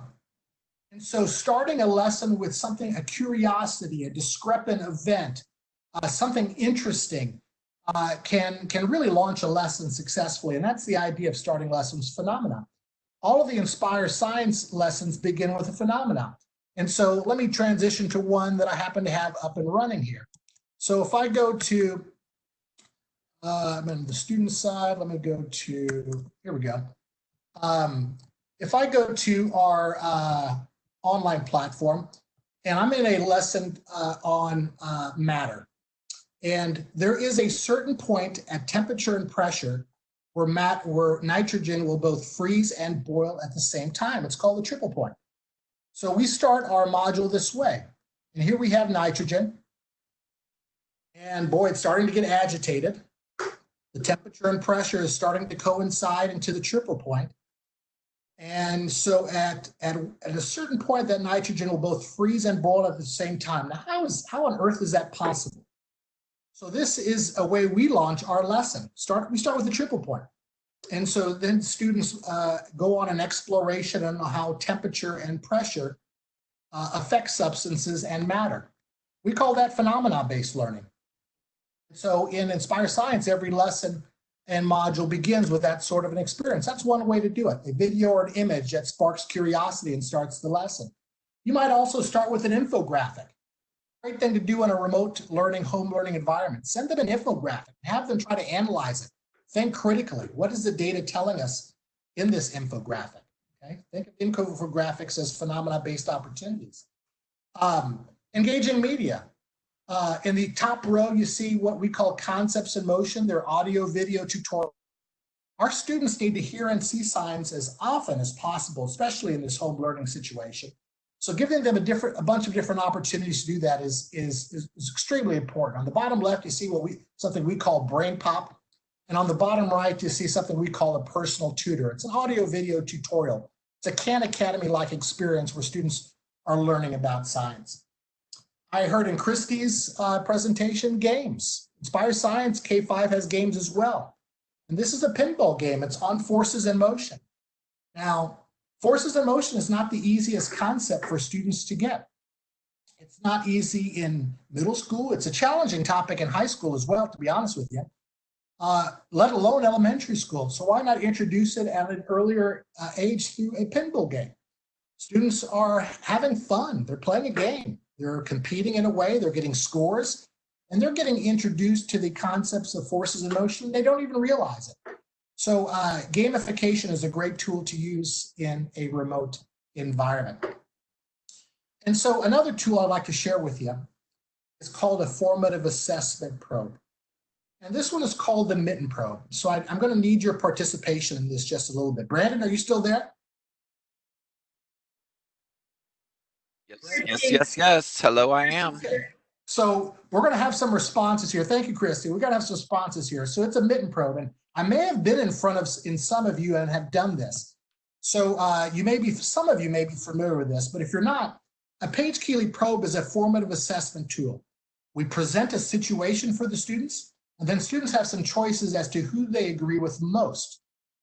So let's present the situation and see who you agree with most. So here's the scenario on the mitten probe. Sarah's science class was investigating heat energy. They wondered what would happen to the temperature reading on a thermometer if they put the thermometer inside of a mitten. Sarah's group obtained 2 thermometers and a mitten. They put one thermometer inside the mitten and the other thermometer on the table next to the mitten. An hour later, they compared the readings on the 2 thermometers. The temperature in the room remained the same throughout the experiment. What do you think Sarah's group will discover from their investigation? Circle where the response that best matches your thinking. If you need a place to envision this taking place, imagine the room you're in right now. Do you think that A, the thermometer inside the mitten after an hour will have a lower temperature reading than the thermometer on the table? Do you think after an hour, the thermometer inside the mitten will have a higher temperature reading than the thermometer on the table? Or do you think that C, both thermometers will have the same temperature reading? Now, the answers might be all over the place in a middle school or elementary school classroom, but it's always the last part. Have students explain their answer. That's when you're really going to uncover misconceptions and get an idea of what students are thinking. Every lesson in Inspire Science begins with a formative assessment probe. Not every module, not every unit, every single lesson. So I'm going to give you a chance here. Who do you agree with most? And give me a short explanation why. You think that A, B, or C is the best answer, and a short explanation why. We already have some answers coming in, and while people are putting in their answer of A, B, or C and why, I want to let you know that some people were asking about how can we reach the games in Inspire Science Middle School. So that's just something to think about. The games are only K through 5. We don't have them in 6 through 8, unfortunately. I wish we did, but only K through 5 right now. Okay, good. So some of the answers, C, a couple of C's. Somebody said A because of isolation. The tools here are awesome indeed. However, I'm teaching special needs students and have varied needs. Is there an option where to connect to read out loud for students? Is there any sort of like audio support for students who need that?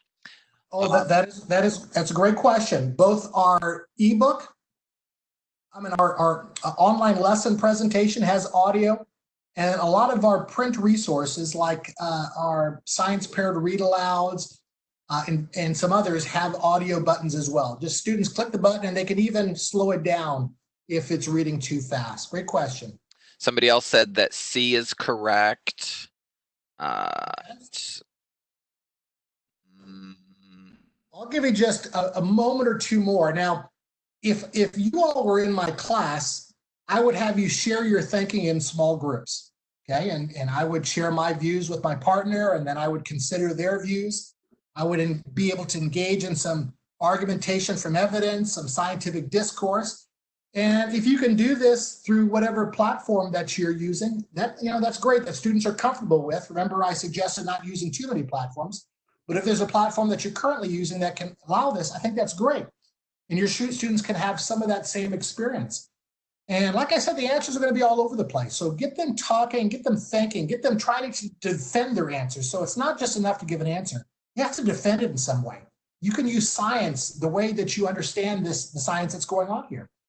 Some students might relate it to things that they see at home, or on their way to school, or on the bus, or in the science lab that they had last week. So they'll use a lot of different ways to describe what they're thinking.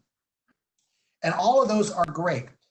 Now, the idea of the mitten probe is not to give them the answer on the front end. So if I gave you the answer right now, the best answer for this, what would stop? The thinking would stop, probably. The curiosity. Now, Paige Keeley, the author of these probes, would say, let students grapple with this a little bit. Let them struggle with this a little bit. Let them try to figure this out. So what a better opportunity in a home learning environment to start maybe the week with a Paige Keeley probe and get them really fired up. I want to know what the best answer is. I know it's C. I know it's C. Okay, well, let's see if you can find the correct answer over the course of this week. And here are the resources that I'm going to give you that will lead you on your explanation, on your exploration. So the Page Keeley Probe is a great resource to do that. Now, if you're in Inspire Science, I'll toggle there real fast. The Page Keeley Probe, let me close this window out. Let me close out my study sync. If I go to my Page Keeley Probe, if I go to grade 7, let's say, and by the way, these are found grades K through 8, and we have them at the unit level in high school. And if I go to my course view and go to a module, and then let's choose a lesson, lesson 1. It could be any lesson. All of our lessons are set up with the 5E lesson model. So if I close this out right here, I have the 5 E's set up, and the Page Keeley Probe precedes the first E. So the first E we know is an engage, right? Start with something that's fun, interesting, and here we have our phenomena video. But before we even start engage, we have that Page Keeley Probe. And when I open it up digitally, and if you want to administer this digitally, you can, it starts with a situation. So here's a different situation. 5 friends were talking about differences among solids, liquids, and gases. They each agreed that the differences have to do with particles in each type of matter. However, they disagreed about which differences determine whether the matter is solid, liquid, or gas. So that's the situation. And here are the students thinking. So each student has a different idea of what's going on. And if you assign this to students, students can choose which answer they agree with most, and then offer an explanation as to what they think the best answer is and why. Now, I sent this to my students already. So this is sent to them. So keep an eye on this. I've got this sent to my student in another window. I also have that sync blast, if you remember, sent to my students in another window. Page Keeley Probes are a great opportunity to send students resources online or an activity online. Labs, the way we think of them, may be difficult in this time. They're not impossible, but a little bit challenging. Videos of those labs being performed by students is a way to get around that a little bit.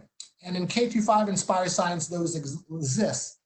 The best way might be for those labs that are too dangerous, too time-consuming, too expensive, or just logistically impossible to do in class, since we're all in this home learning environment, is to have a simulation or a virtual lab. And so on the bottom left, if you're a K-5 teacher, it may be impossible, even in your real classroom, to heat up iodine to show the effect it has on the iodine molecules. Looks like they're getting a little bit agitated.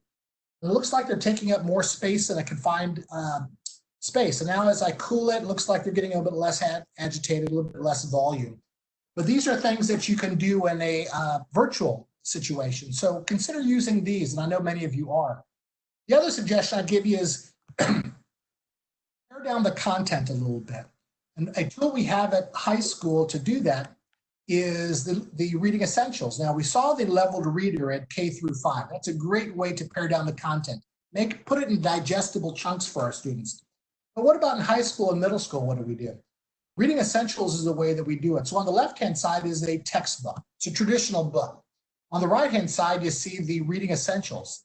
A little bit larger font size, a little bit more white space. There are opportunities for response and interaction. I can type in this book, and I can't type in the one on the left. So this is a way, and the most powerful part of the reading essentials is it's written 2 to 3 grade levels below the textbook on the left. So it's a more accessible version of the textbook as well. And so consider using these tools as well. Learnsmart, if you're in our program, will be found in the planning tools. If I go to the module level in our online platform, and I go to module planning resources, and I scroll down here, I'll have an opportunity to see my reading essentials available to me. Here's my reading essentials. I open it up. It's a lower level read of classifications and states of matter. And this may be something that I can print out and send a different way. I could post it to Google Classroom. So I can download this from our website, or if I want to just assign it to our students, I could just click the assign button. If you're already an Inspire Science user, just click the assign button, create a due date, maybe a points possible, and then I could send that same resource to the students digitally. So either through the platform or downloading it and using it another way, or sending it another way is another way to send that resource. Jason, someone wants to know, can I download the simulations and save them to my desktop? That's a great question. And the answer is no. They have to have that browser connection to be able to do that. So they're only accessible by logging in to the Inspire Science site. Yes. Yeah, I wish they were. Now, can I share? Yeah, and then another person asked, can I share the simulation with my students? Somebody else asked if science probes are for K-8 only. Science probes are, we have them K through 12. They're for every single lesson K through 8, and they're every unit 9 through 12. Perfect. Where can I find the virtual labs? Do you have any like virtual labs or things that could be like demonstrations to show students? Yeah, one way to find something quickly and easily is just do a keyword search. So if I click on virtual here, got all these virtual labs to choose from. Okay. So the way I found this was to go to my Inspire Science classroom, right? The first thing that I see will be the dashboard, course. And if you're looking for something specific like virtual labs, I would go to resources here and then type in what you're looking for. So I'm going to type in virtual. And when I do, I have a lot of labs to choose from here. The lab plus the answer key is available to me. And I can choose which lab that I want to go into. And here's one on how much energy is used in a house. Here's my virtual experience. I've got some background information over here, objectives, a step-by-step procedure. I could print this out if I wanted to print it out for my students and send that procedure to them in printable format, if that's something that I wanted to do. But maybe this is something that I want to send to my students. Like any resource in the program, there's going to be these little dots next to it. And when I see that, we call this the kebab menu. And when I see these dots, I can click assign, and I can assign that virtual lab just like I did anything else. Choosing a due date, choosing points available, and now I click assign. Now that's waiting for my students on the other side. Now, all these assignments that I've been sending to my students have been showing up in a couple locations. They've been showing up in assignments. Reading Essentials, I just sent that. I sent a probe earlier. That virtual lab I just sent. I sent this pop quiz prior to the call. And then I sent the Sync Blast. It won't show up here, but it does show up in the Sync Blast section, which is a little bit separate. So now I might want to see what it looks like on the student side. So if I go to my student side, I have my student, his name is Jim. And if I go to Jim's assignments, on the Inspire side, he has all of these assignments waiting for them. Yeah. Okay, so as the question is being asked, you know, sometimes their network may not be working. And so maybe are there things that can be done offline? Or does all of these things you're showing have to be online? That's a great question. Now, there's a lot of, I'm back here. Let me go back into my account. So if I go to course view, labs, most of them are printable. And you can print a lab and it can be used as something offline. There are web quests. So if you want to send something to your students to have them do digitally, maybe it's a project that you want them to go online, you can send that to them, let's say via email as a Word document or a PDF file. And if you're looking for a resource that isn't digital in nature, you might choose the PDF word search or the Word document search, and you'll see some resources that will fall into that category and be available to students. And look, we have 34 pages of just PDF files that are available to students. And these might be printable tests. These might be language building, vocabulary skill activities. These might be labs. So not everything just exists online and you have to use it online. If it's a printer or Word document, it could be something that could be used digitally. Now, I saw a question come about, what about assessments? So let's take a look at assessments in Inspire. There's a section. Real quick, while you're getting into the assessment engine, somebody just said, can I skip the inquiry activities for second grade since it's online learning and that's hard for them?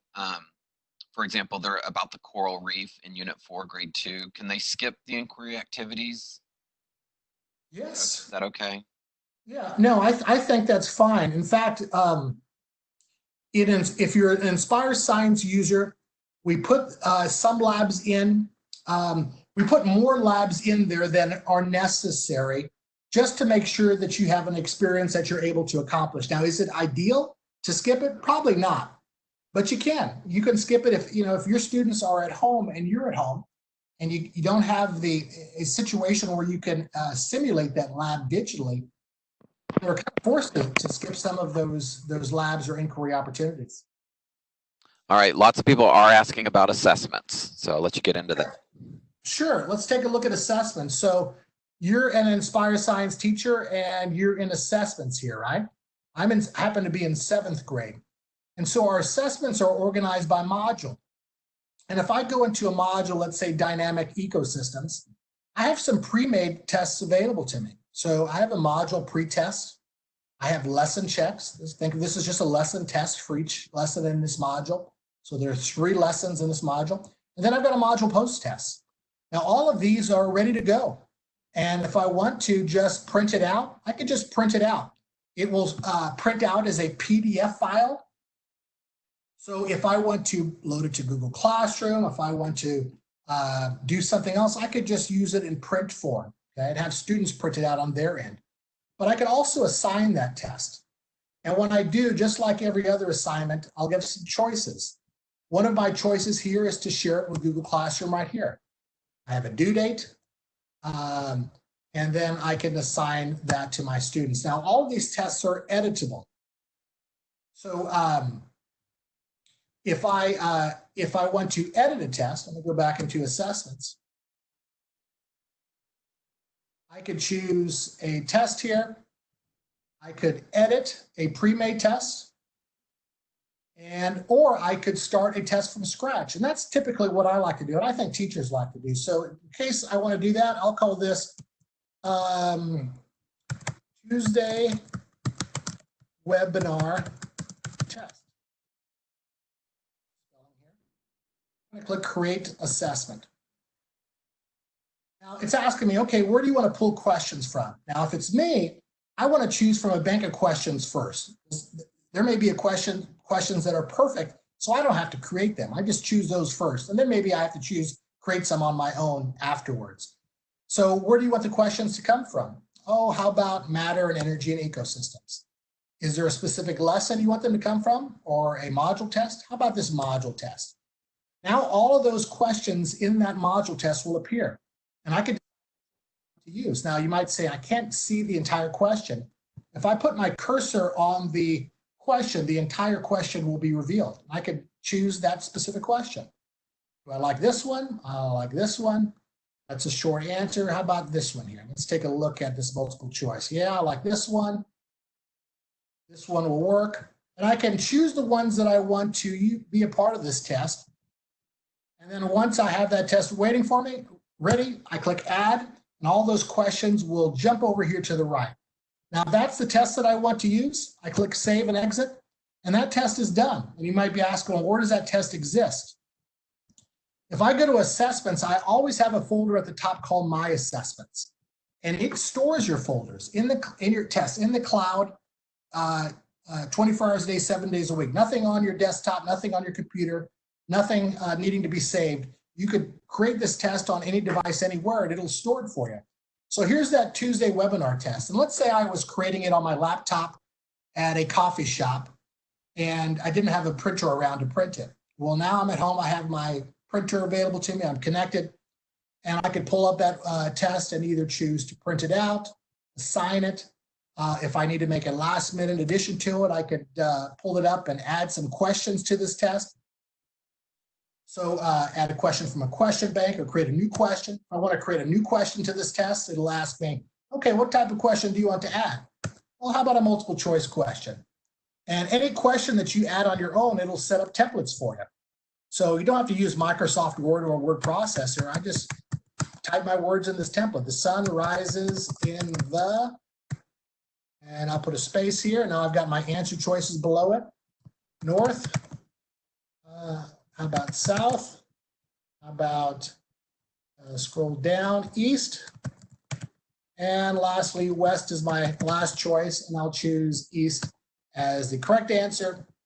And I will add that to my, save that to my test. Now, before saving it, I have an opportunity to write in an example or an explanation. So imagine a student taking a test online, or a hint. Take a test online and it either says it's right or it's wrong. Maybe instead of it's just saying they're right or they're wrong after they take the test, maybe you want to give them a hint as they're taking the test. Maybe you want to make an example available to them. Maybe after they take their test, when they see their score, they'll get an explanation as to why that answer was correct or incorrect. These are all things that you can add as a teacher for all the questions that you add. And those will be saved and available to students once you administer these tests digitally. So I've added that question to that test. Now that webinar test has 7 pre-made questions and the one that I've added.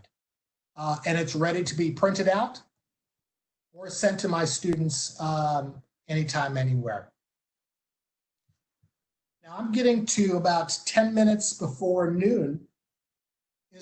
Are there any questions? Let me go back to my PowerPoint really fast and make sure we haven't missed anything. Somebody wanted to know if you could just show one more time how to share with Google Classroom. Somebody else also asked about storage capacity of assessments. I'm not sure what that means. And then one more is, how can I reach those sync blasts? So you might need to go back into the digital, to show sharing with Google and finding a sync blast. You got it. So if I have an account with McGraw-Hill, one of the choices I'll have is I click my name up here. I can link to Google. That will link your entire account to Google, and that's the first starting place here.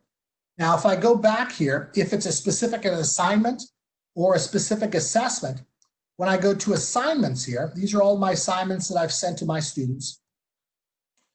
One of my options here, when I click the kebab menu, and by the way, the kebab menu, the 3 dots you see here, they're a pretty big player in our Inspire Science program. They're a pretty important icon. So if you're ever thinking to yourself, geez, I know I saw him share with Google Classroom. I know I saw him assign that resource. I know I saw him print it. Where is it? I can't find how to do that. See if there's a kebab menu around. And chances are this kebab is the place to do it.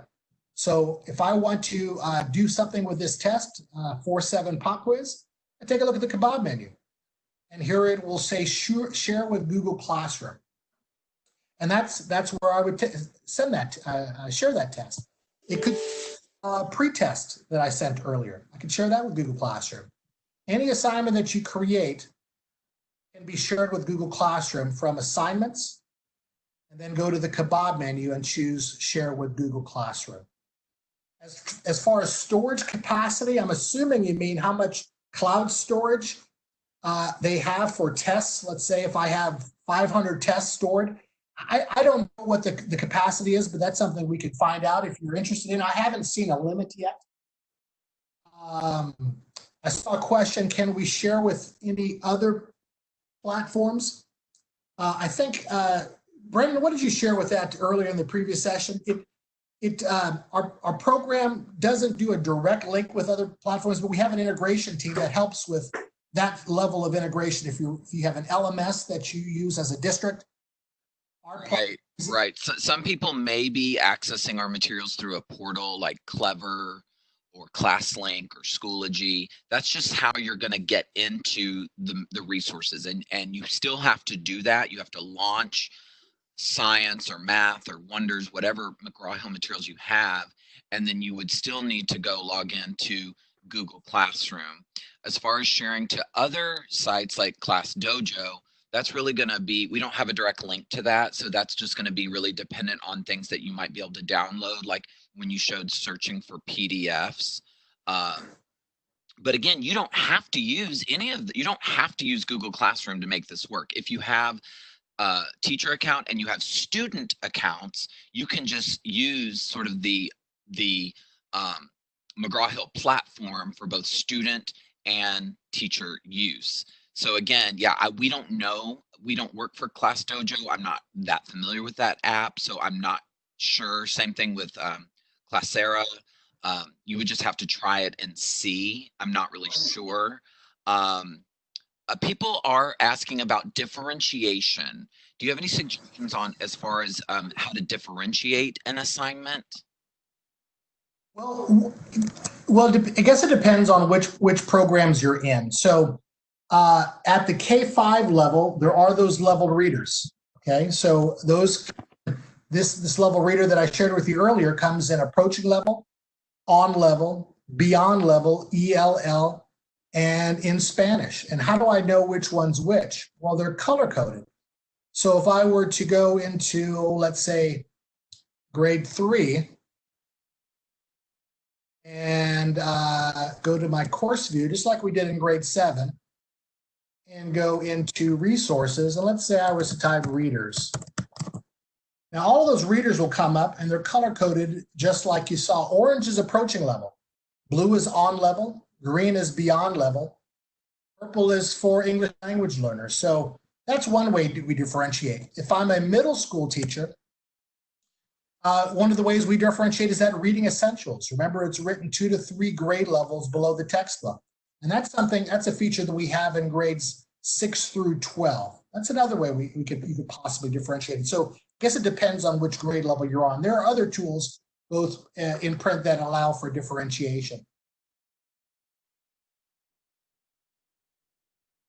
Perfect. Let's see, any other kind of things? Are there lesson plans?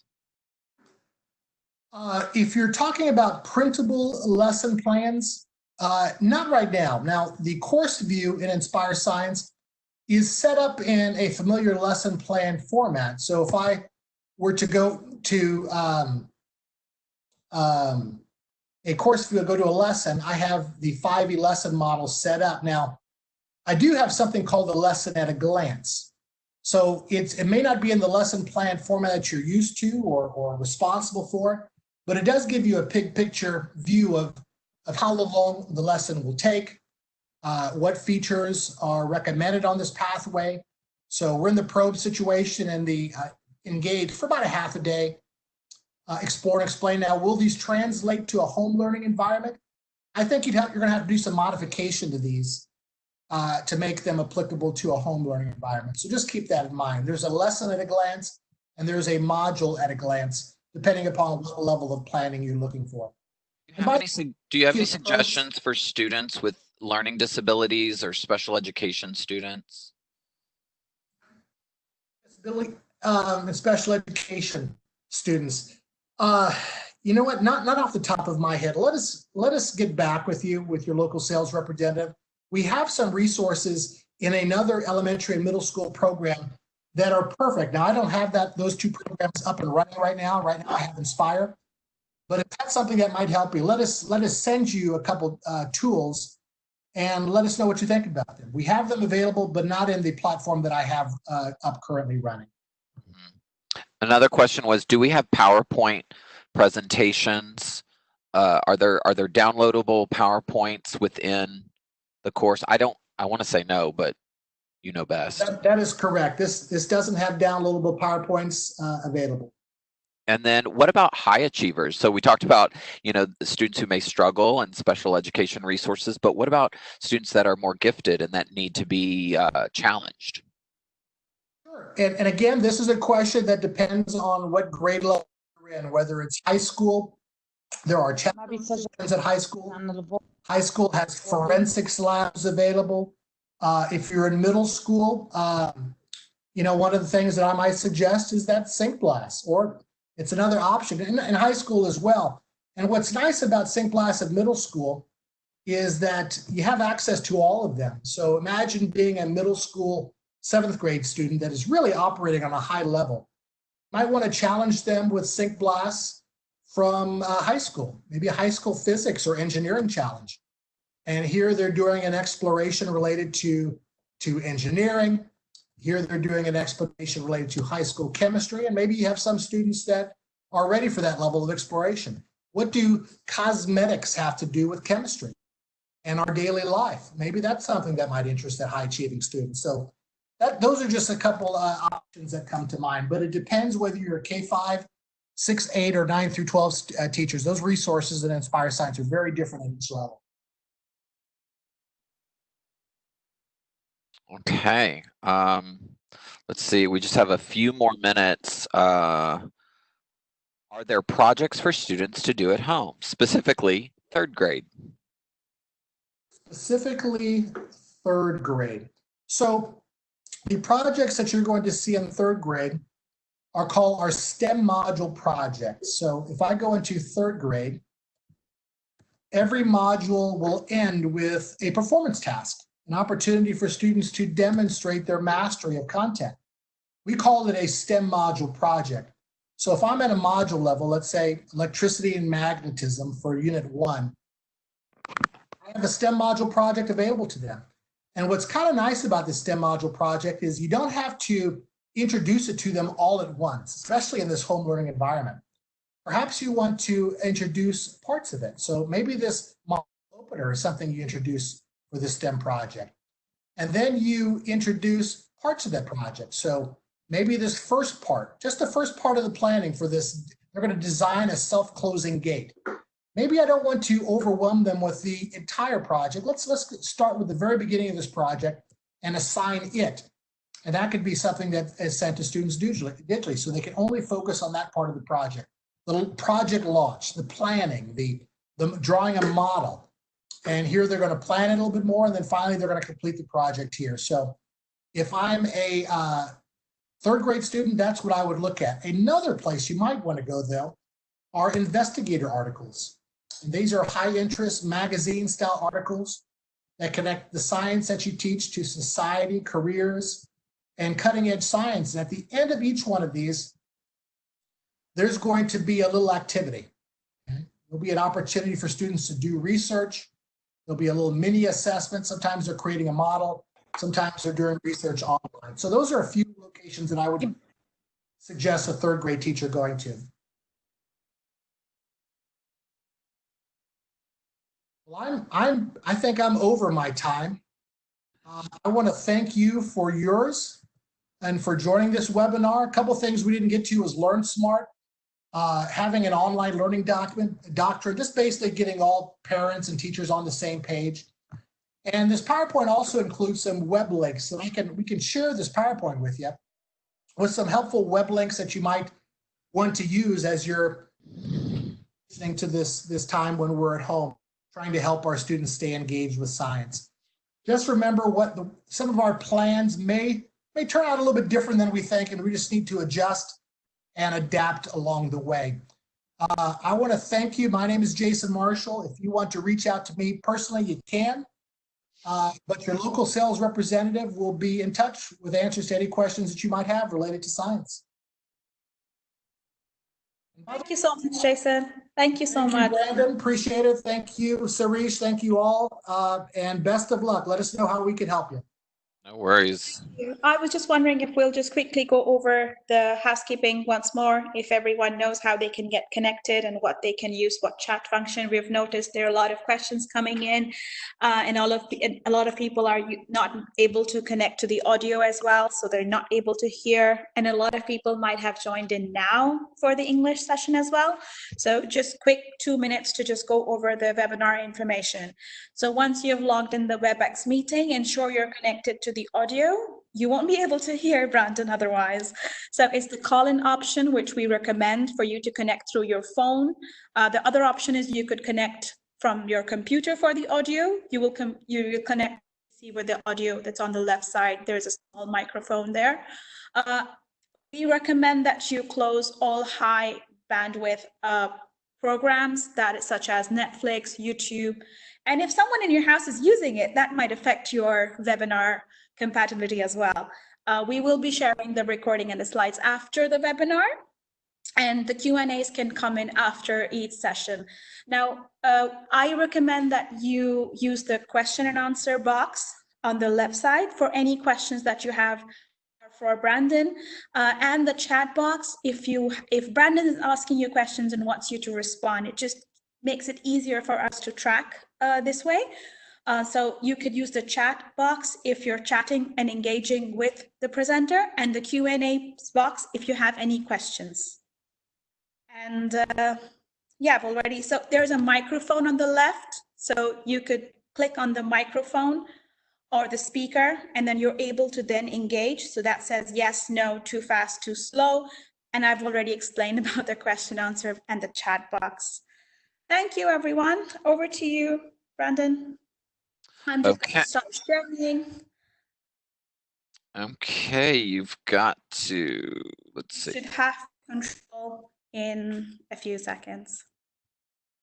I am now the presenter. Awesome. Hey, everybody. Thanks for hanging on. This is me. I'm Brandon, also known as Bowtie Brandon.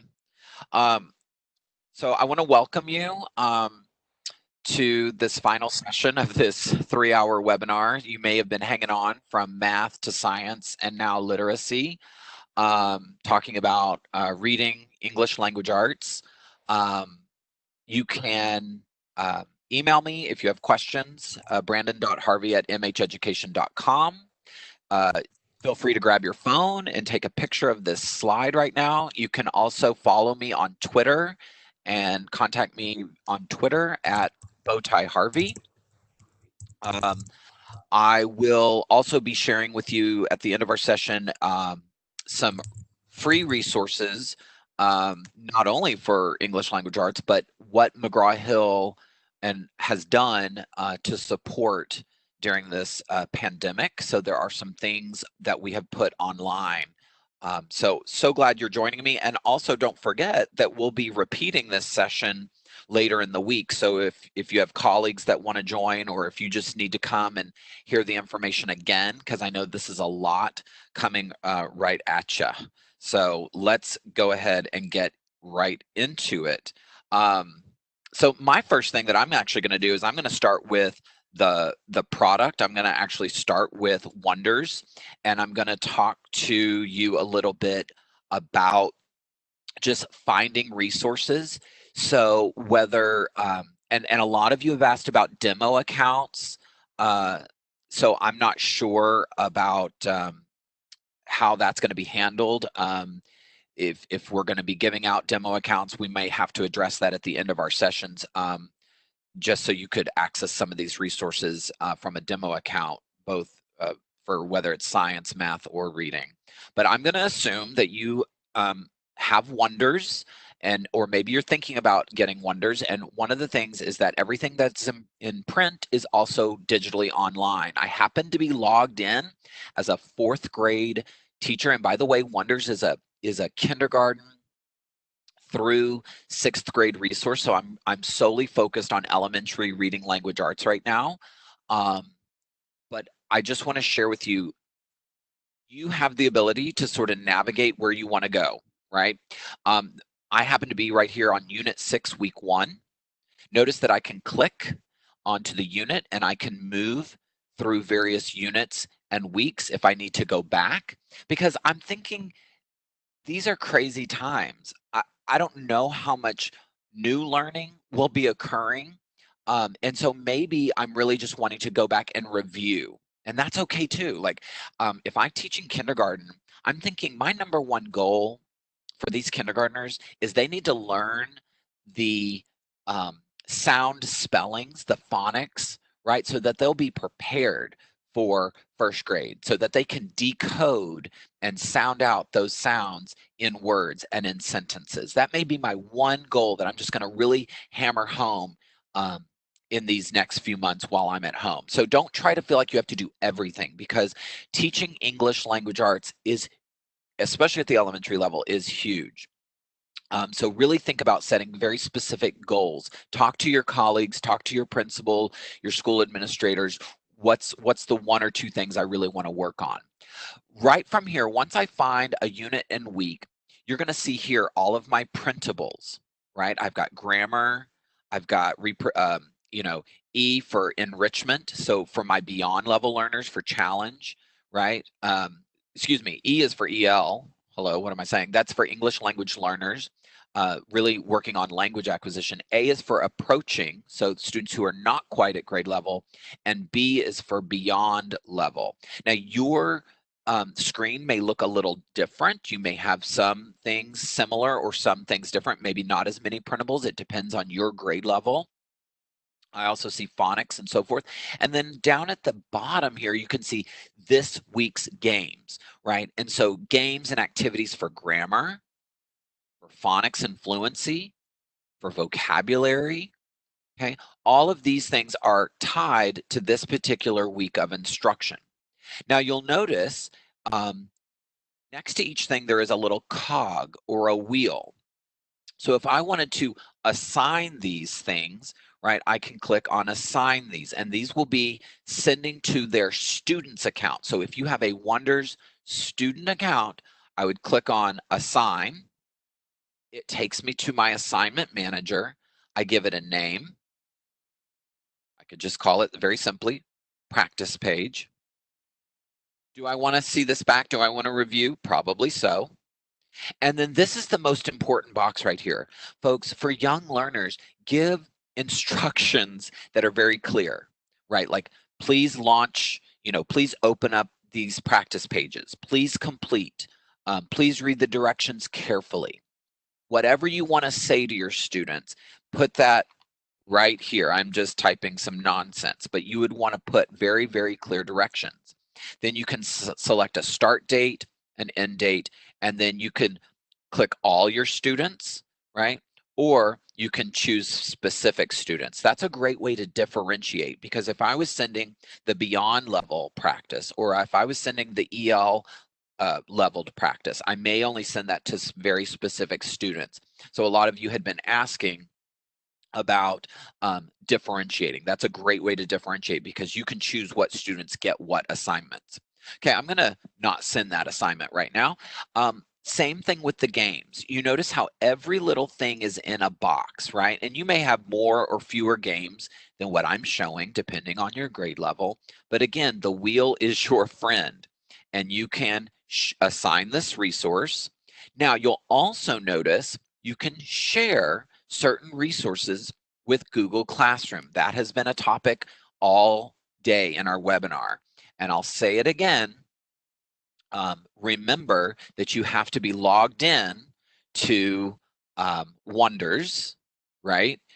However you get into that, through a portal or by going to MH Education, whatever that is, and then open up another tab, right, in your browser, and then go to Google. So you want to make sure you are signed in to McGraw-Hill in order for them to be able to pull that up through Google. Do I have to use Google? Absolutely not. If you have, you could just share it through the ConnectEd system. All right, I'm going to pause there. I want to just check in with my chat box here. My students do not have their books because they left them at school. How can they access printable material? Is it possible to access videos? Yes, we'll talk about that. And I'm going to go to the student view in just a second, and you'll see that they have access to all of their books, to the videos, to the games, as well through the student portal on ConnectEd. So that's a great question. Let's take a look at the Q&A box here. Boom, boom, boom. Is there a certificate for this course? I don't know. Is the Friday session going to be the same as this? Yes. I am a secondary teacher. Goodbye. Okay. Yes, we're focused on elementary. In order to differentiate, I need the diagnostic test. So is there a diagnostic test provided? Yes, I'll show you that as well. Okay, so now that you just see about sharing resources from sort of, and again, if I were to change this, right, let's say I go to Unit 6, Week 3. What happens is the printables change, the games and activities change. And so, and even here, like if you are teaching virtually, for example, I know a lot of people in the United States are using Zoom or GoToMeeting or WebEx. They could share, the teacher could share his or her screen and use some of these presentation materials. These presentations are not downloadable, right? Unfortunately, but the PDF resources here are downloadable. And the games, like I said, can be shared as well, either through ConnectEd or through Google Classroom. All right, now let's talk about just accessing the resources. So notice what I'm going to do. I'm going to go up here, I'm going to click resources, and I'm going to go to my resource library. Okay, now this is a great way to differentiate from my high achievers, to find materials for my struggling students. This is where I'm going to find that diagnostic assessment tool. So if I come down here, and if I click on assessments, we do have a diagnostic and placement assessment. Now here's the trick. I'm going to be real honest with you.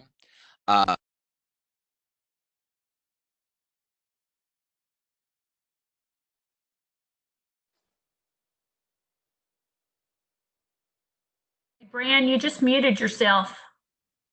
Thank you. Sorry. Hi. The placement diagnostic tool is a PDF. It's really meant to be done with the student sort of there with you.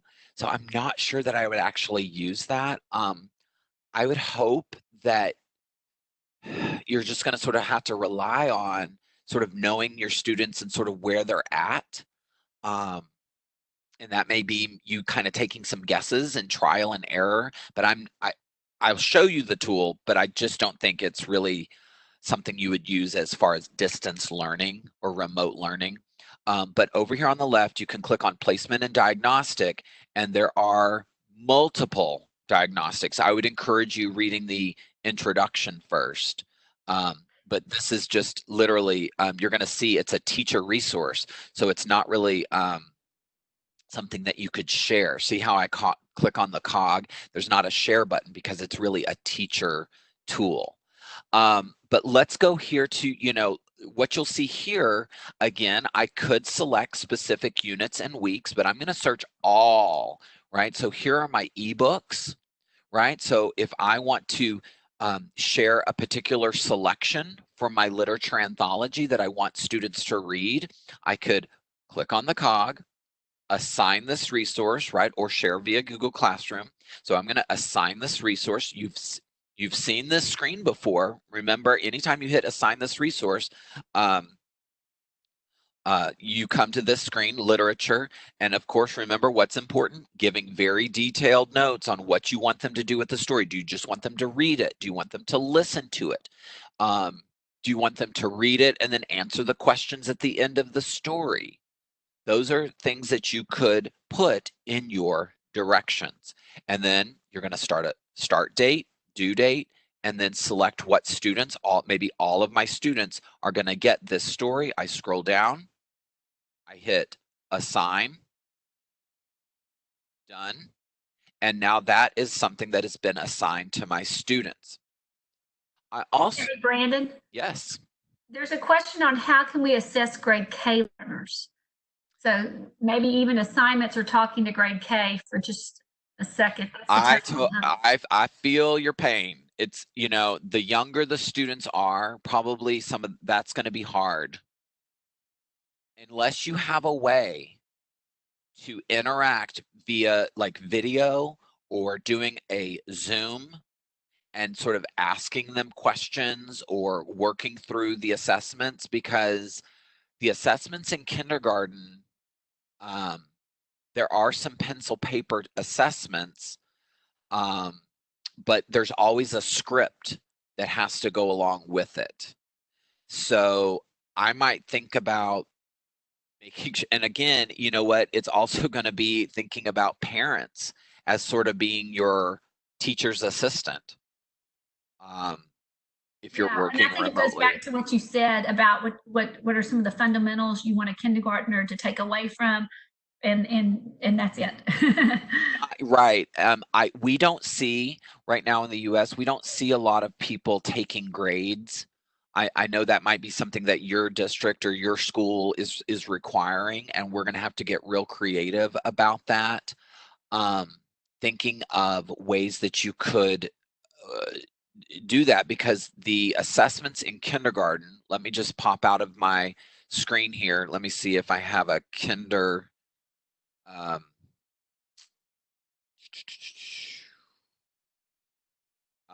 I just have a kinder student view. Let me think on that for kindergarten, because that is a tricky thing. Thank you. There's another one that says, can we screen record resources, maybe especially the stories that can be downloadable? I think that's an excellent idea. That's an excellent idea. Now, I'm going to say this, because I work for McGraw-Hill, is that if you're going to screen capture things, it needs to be shared, privately and not posted on any kind of public site such as YouTube, right? It needs to be things that are accessible only to your students, because once you start putting them out there on public sites, you're breaking copyright. Okay, so take that as you will, and hopefully you won't be breaking any copyright laws. But absolutely, people are creating videos and sharing things and then sending them to their students. I think that's a tremendous idea and a wonderful idea. I want to pop over. Was there a question? Was there something? I think I heard something.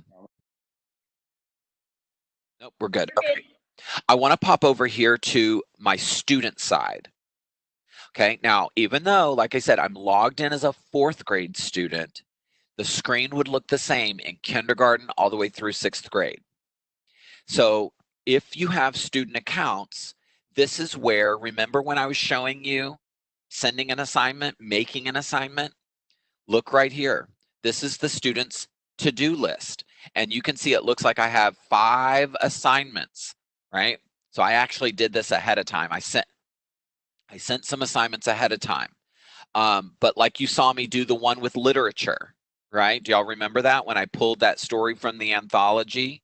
And right here is, and of course it's just nonsense, but this is where the student would see your very specific directions.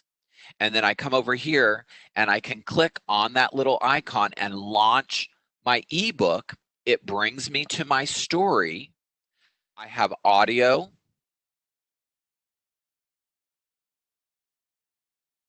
Right? And as I listen, right? And the student can listen to the book, right? Or they could read it themselves. They navigate by clicking on the arrows here on the sides to go back and forth in their book. They also have some interactive tools here, such as making a note, right? So I'm going to make a note, like a virtual Post-it note. My note goes here. And I can post that as a virtual Post-it note. You will also notice oftentimes, look down here at the bottom of my screen. You see this little button here that looks like a notepad and a pencil? This is so that I could answer the questions here. I can make my answers here. That's not even good grammar. And then I can submit that to my teacher, and I'll show you how you can see those results. I can also come in, I've got highlighter tools, right? So if I'm searching for that text evidence, as I come to the end or the beginning, here's another story. I just want to show you another example of a text. Let me get to the end of this main selection.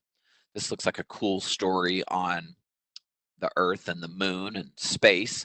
But notice here, respond to the text. And here I'm asking students to write about what they read, right? That's one of our mantras. If we read about it, we write about it. And teachers, even if they're not doing this digitally, what a great suggestion.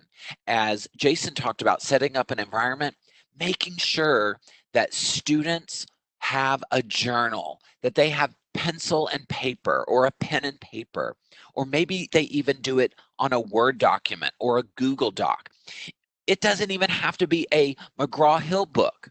Encouraging your students to read 10 minutes a day if they're in 1st grade, 20 or 30 minutes a day if they're in 5th or 6th grade, and always journaling and responding about what they read about, right? That's what we do in Wonders. And so here, I could click on that little icon and I can write my summary here. Okay. If I need support as a student, I've got a graphic organizer here. Now I can't type into this graphic organizer, but I could pull this up and I could draw this on my own sheet of paper, or guess what? It's a PDF. Could I print this out? Yes, I could. And I could have that graphic organizer to help me as I'm working through the text, because this is the key skill for this particular week of instruction. Okay, I'm going to leave this book. I have other activities that have been assigned to me, such as practice book pages. Now look at this. My teacher gave very explicit directions. Please launch your practice pages for the week. Read the directions carefully and complete each page. Review your work before you submit for a grade. Oh my goodness, I know I'm going to be graded on these practice book pages. Now, how did I send these as a teacher? Let's remember what we saw. I'm going to go back. Remember, here's my Your Turn practice book pages. Do y'all remember this? Remember this screen? All I did was click on the wheel and hit assign. That's how I did that. That's how I did that as a teacher. That's where I found those specific practice book pages for week 6, or excuse me, unit 6, week 1. Okay, back to the student. How do I launch it? I simply put my mouse over the practice book pages. It launches in this sort of interactive format. When you see the gray bars on the side and you see tools at the bottom, look at that: circle, line, box, pencil, highlighter, T for type. So I can select a decent font size. I can change my font or the size. I can even change the color, but I'm not going to get too crazy. And then I can come up here, get my blinking cursor, and whoops, that's kind of below the line. There we go. I can type on here, right? And so I'm using context clues, and this is a vocabulary practice page. When the blank begins to show, okay, and so here, I don't even know what the right answer is, but I'll just put the word when the opponent, right? And here, maybe the next governor of our state. I know that's the right word, so I could answer.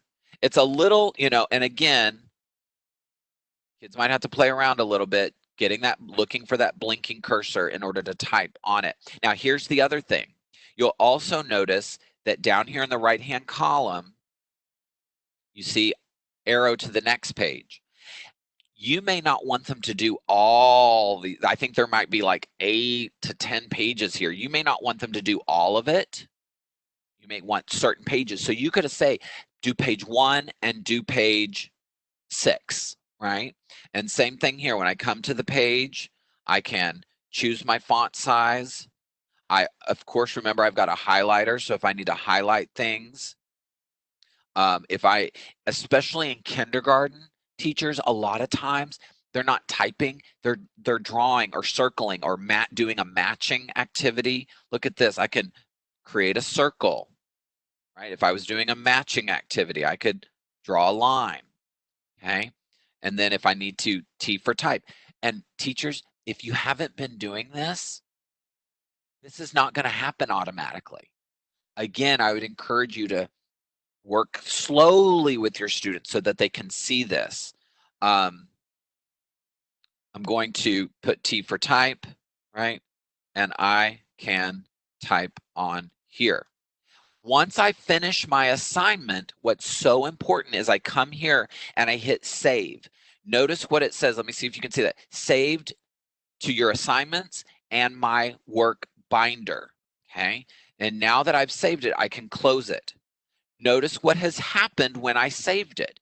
It has attached itself so that I can submit it. Also notice there is a chat box here. I can chat with my teacher, right? By making a comment. If I need to leave it and come back, I can click right there. There's my work, and I could continue working. Notice that I didn't click over here. If I clicked over here to the right of my screen, I would be launching it all brand new, right? That's not my saved work. I can do it from here, or remember, I could come over here to my work to continue working on it. But once I finish it, I could submit that to my teacher. Now, some things like a game, right? There's a game here or a song. It might just be something fun to do. There's not going to be any feedback. I'm not able to see how far they got in the game, or if they, if they read the story, right? Just like if it's a physical book, I don't know if they opened it. Only if there's some kind of task or assignment, something to do with the task. But I will share with you, and I see there's questions. I'll pause here in a moment. Here is a special kind of activity or game. Do you notice, look carefully at my screen and look at the activity on point of view and idioms. Do you see that this game or this activity has a blue triangle with this sort of like rainbow kind of colored donut or circle? That is a game or activity that does record the score. Those are data collecting activities. And so notice my directions. Please launch the activity, but play the game or activity carefully because your score will be recorded. And so when I do something like this, when I click and I launch this game, it is recording and it's going into my data dashboard. Okay. All right.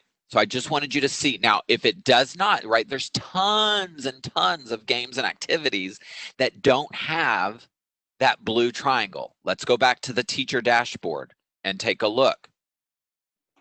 See all of these? See all of these that don't have a blue triangle? Those are just for fun. You're not going to get any data. You're not going to know, right, if they've done it or not. Now, I do have a student side to kindergarten, and I'm going to go ahead and go on in there and show you. Let's see if I can get in here. There's no classes. Okay, let me log out and go into a different account so I can show you kindergarten. Grant? Yes, go ahead. We have a question. Since we are Wonders users, can our students have free access to the website? Will it be one password for all, or will each his or her have an individual password? So each child has their own unique username and password. That I don't know if they are giving free student accounts, student licenses. That is something that you would have to work with your individual sales rep to get, or to see about maybe purchasing. I'm just the curriculum person, not the salesperson, so we may have to have some of our other hosts online address that. I think just reach out to your sales rep, but if you've got Wonders access, I'm sure there's a way that they can work with you. Yeah, but I did want to let you know, this is the kindergarten screen, right? Doesn't it look very familiar, right? You still see these same buttons. And so the thing about the student account is, no matter what grade level, it is tied to a specific unit and week of the teacher's calendar. So you can see down here our essential question: how can you be a good citizen? And so the text that when I click on read, these are my big books, right? These are my leveled readers, my decodable books, all of my different texts that are all associated with this particular unit and week. And so just like I showed the 4th grade literature anthology, if I open up this big book here at kindergarten, right, it's going to have that same audio.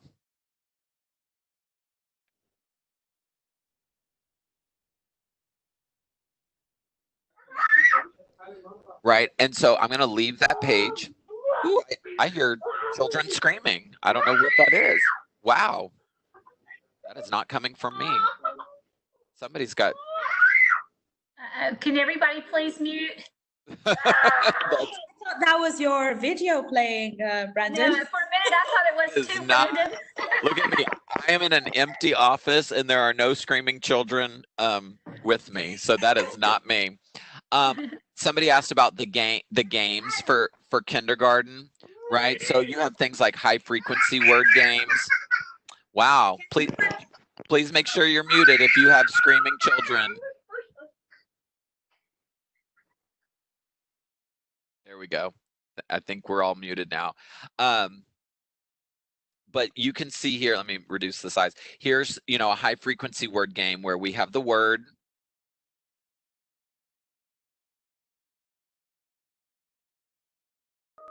And then when we come down here, whenever there's right, you're probably not hearing the audio, right? Because it's really coming through my computer. But I just wanted to show you, this is just the high frequency word routine where we read it, we spell it, we write it. And so and again, I think even as Christy and Jason mentioned with math and science, all of our games and activities will work really on any device. So even if you're using iPads or Chromebooks, Macs, desktop, laptop.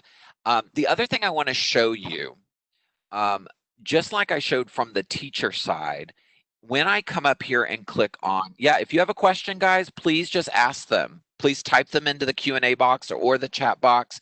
We're monitoring them and I will answer all your questions. But students also have access to all of their books, all the leveled readers for their grade level. All of their, games and activities. That's why I was saying at the beginning, it may not be so much about doing a lot of new teaching, because that's going to be hard, as much as it is maybe really going back and doing a lot of review and sort of maintaining the skills and reviewing the skills that they have been taught. And y'all think about it. Is it okay if they go back and read or reread a text? Absolutely. Right? That's okay. You're going to get a kick out of this one. How can we get a list of students' accounts and usernames and passwords in case they lost theirs? We never did that. Yeah, that's a great. That definitely happens.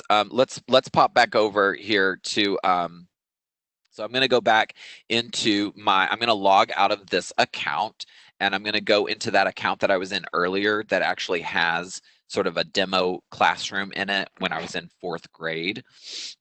I want to pause as I'm opening this up, though. I want to pause there and sort of take any questions. Can I get any questions? You want me to read the questions to you, Brandon? That would be lovely. So one is, when you assign the task and assignment that is 8 pages long, can you delete the pages you don't want the children to tackle? It's all going to be there. It's going to send all 8 pages or all 6 pages. Let's look under resources. Okay. So here I am.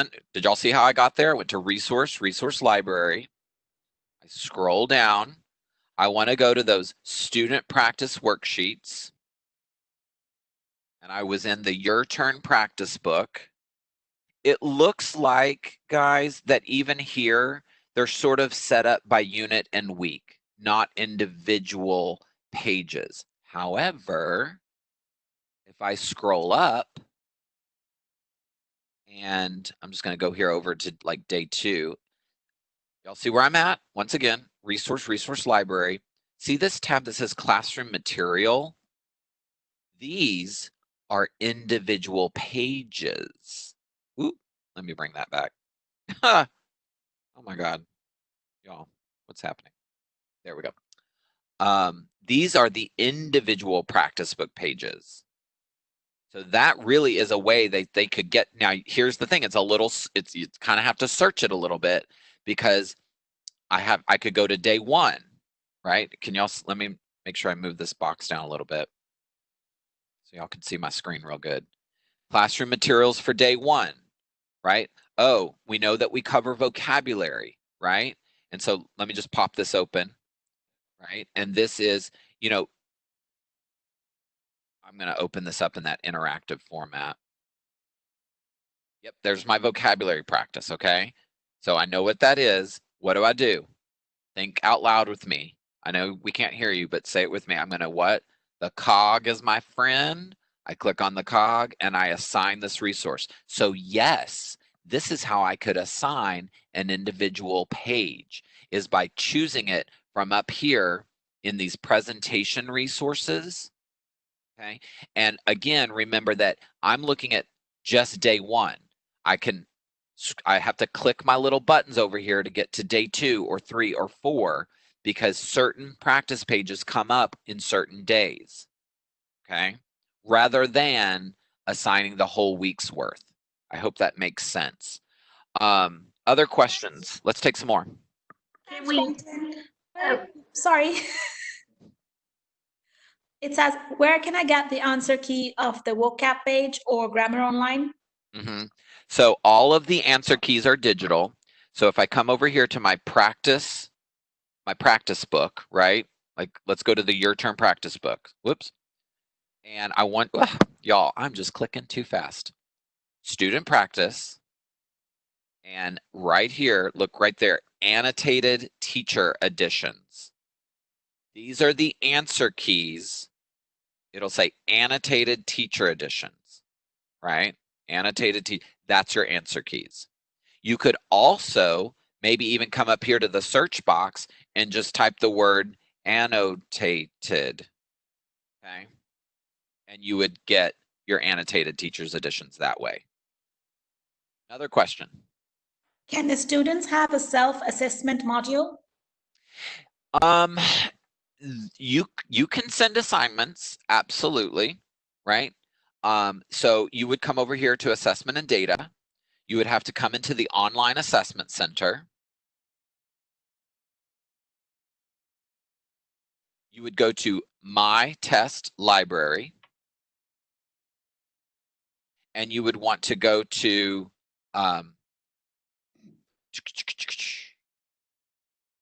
where would you go? I don't know where you'd go. Hold, please. Oh, there it is. My Test Library, My Tests. Okay, so you go under My Test Library, My Tests, and then you would choose your, for example, I'm in grade 4, so Reading Wonders grade 4. And these are all of your unit and weekly assessments. You'd have to, so U5 week 1, that tells me unit 5 week 1. And there are multiple pages, okay? Once you find the assessment you're looking for, so for example, let's say, and I love this search box. Let's say I'm on, because what am I on right now? Like unit 6 week 1, so I could U6, there we go, W1, boom. See how that shortened that right on up? There's an approaching version and a weekly version. And then the cog is our friend. I could assign to my class this test, and they could take it online. And then once they take it, you'll get the feedback here in the assessment center for the assessments. Okay, so everything lives here in the assessment center. Other things that you assign are over here in the assignment manager. Ooh, remember the assignments you saw me do? Right, like reading of the text, the practice page. I actually can see all the assignments I've given. I can open up that assignment, right? I can see that this demo student has submitted something, and I can view that submission, right? Do y'all remember the pages that I did? Look at there. I am now seeing, I'm in the teacher side, but I am seeing the work of my student. And then of course I could, once I view it, I can make a comment. See, there's the student comment. I could comment back. I can mark as completed. If I feel like, you know what, they made some mistakes, I could make some notes and look over here to my right. I could return it back to the students to keep working. That's under the assignment manager. So you have to understand the difference between sort of just daily assignments versus assessments. If you're wanting to give an assessment or see the scores on an assessment, you have to go into the online assessment center. Now, there's one more place I could go to see some of my students' work. Do y'all remember that they were highlighting or submitting some things into their binder? Remember it said my binder? So I can come over here and see my students' work in their binder. So I'm going to choose my demo student, and I could say, I want to see all their items, right? And so these responses to reading, right? Do you remember when I asked them to write a summary? There's their answer. Remember when we asked a question? There's their answer. So this is another place where you could see the things that they're doing, okay? Even that grammar reproducible page came here into their binder, okay? So even if it's just things the student is doing, and I'm not necessarily taking a grade on, I can see their work, okay? But if it's something that they submit back to me, like those practice pages, that's going to come in the assignment manager. I know that's confusing. I know that's a lot. That's why we're recording this webinar, so you can go back and listen. Questions, comments? Can we print the assignments as well? Ooh, let's see. Can I print? Well, oh, shoot. So here's the assignment. I guess I could just do like, Control Alt or take a screen grab. I can't actually like print it. Now let's, again, depending on what they're wanting to print, if I come back here to say those practice book pages and I wanted to print what the student did, okay, so here I am. Did y'all see? I know I was clicking really fast. I went to the assignment manager. I opened up this practice book page. I come over here to see what they did. Ooh, look at that. There's a printer. But see, now that says print original. I don't know if that's printing. Oh, no. See, that's just printing the original version. That's not printing what they did. So it doesn't look like I can actually print out their finished work. It lives in a digital environment only. Okay, and can you time this assessment? No. Oh, the assessments, yes. If it's an assignment, right, just a practice assignment, no timer. But with the assessments, yes. That is one of the things, right? Back into the assessment library here. I'm going to go to my tests. Okay, I'm going to go back to that Unit 6, Week 1, right? What's our friend? Who remembers? Tell me. That's right. It's the cog. And I'm going to assign this. When you actually go through the steps of assigning this to the class, right? There are different things you can have to schedule, very specific times. Okay, there are things you can do. And if you want to set a time limit, that's one of the sort of things you can have as a parameter. I will caution you though, if you set a time, there's going to be a clock on the screen that's going to be ticking down, right? That can cause test anxiety, but maybe instead of a timer, maybe it's only open for a certain amount of time. So if, that's another way to think about it. Other questions? Sorry if this has been answered. Can a student record themselves reading and submit it to the teacher? Ooh, great question. Let's take a look. So let's go to our resource library. And let's go into leveled readers, because we haven't talked about leveled readers. And I want you to remember that leveled readers, your students have access to them, you have access to them. Not only do you have the leveled readers for your grade level teachers, but up here, see this tab that says leveled readers? This is our searchable leveled reader database. And even though I'm logged in as a 4th grade teacher, I have access to the kindergarten through grade 6 set of leveled readers. And I can search by keyword, theme, skill, or level. Okay.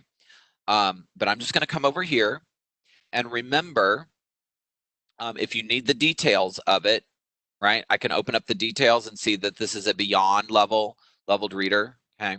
But when I go to assign it, see, I'm giving you away the answers. I want you to think with me as you're learning right now. I'm in a leveled reader. How do I assign something? The cog is my friend.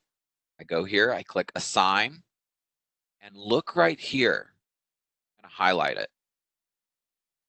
Y'all read what that says? Student audio recorder. Now, if I turn that on, okay, and I'm going to say leveled reader, the audio recorder is really only for about, I think it maybe records a minute, right? So almost like a fluency check. So you cannot have them record them reading the entire book, right? Now, maybe if you're in kindergarten or first grade where there's like a word or a sentence on each page, sure. But when you go up the grade levels, you wouldn't have enough time to read a whole book. So if you're wanting to hear a whole book, that's where using your iPhone, or something where they can just send you a video of themselves.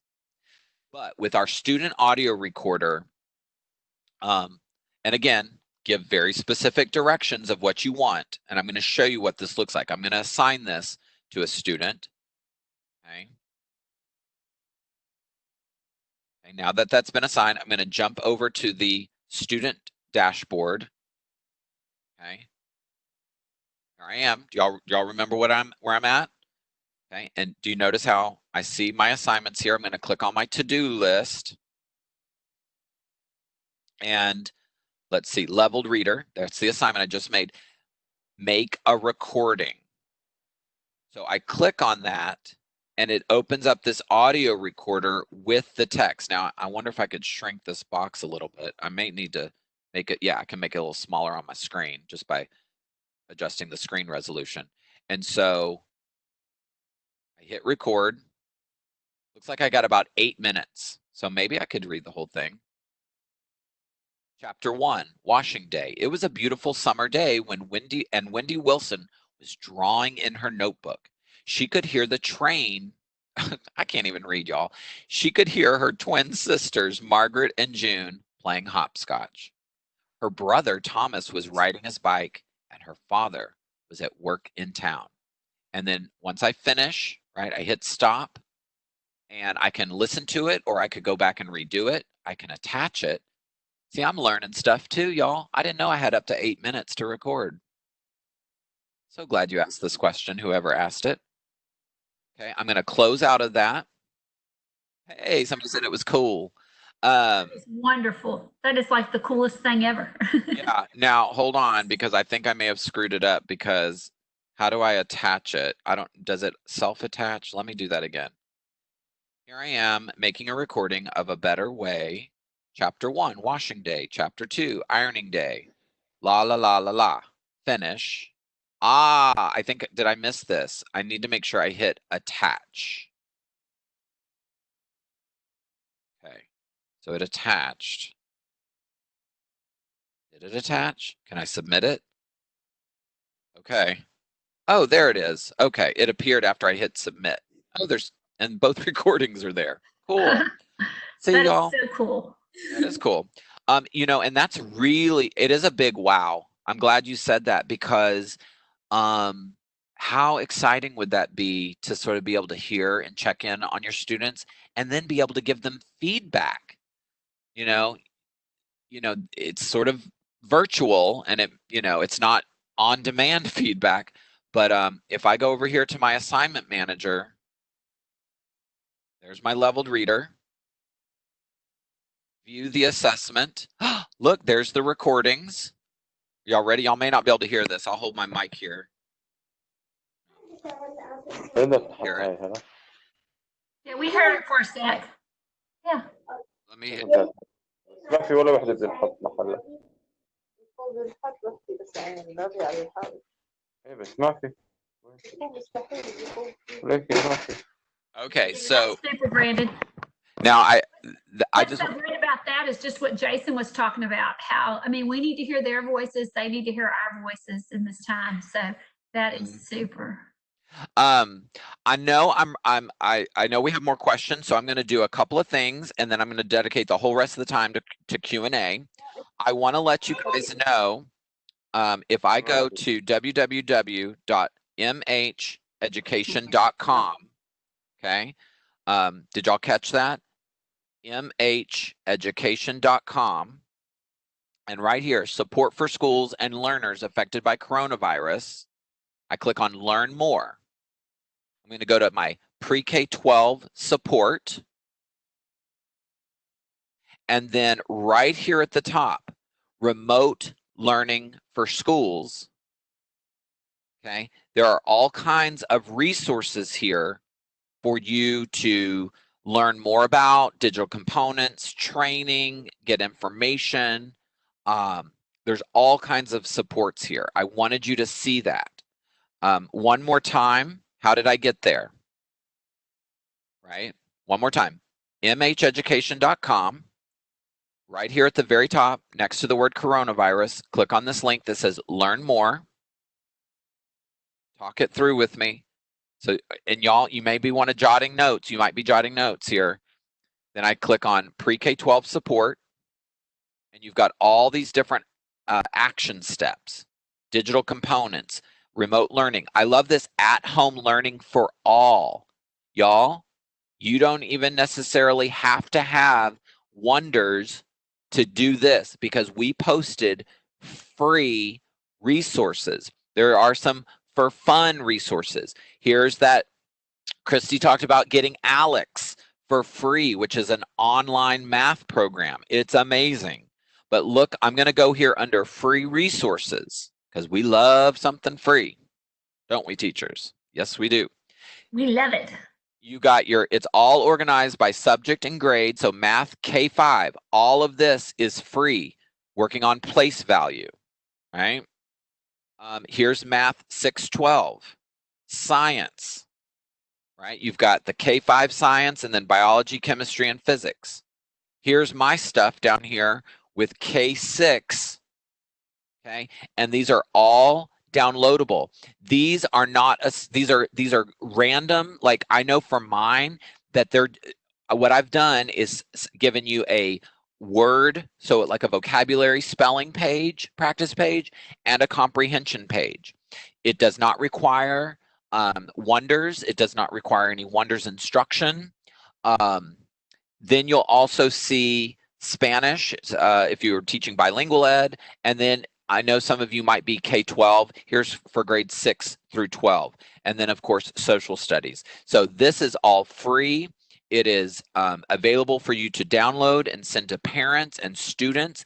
And it can be done without having access to, a very specific like ConnectEd or open learning platform material. Okay. Brandon, one of the great things we put in the 612 is we have some fantastic graphic novels. So you want to talk across curricular activity, we've got, in math, we've got graphic novels in that free resource right there. Excellent. Excellent.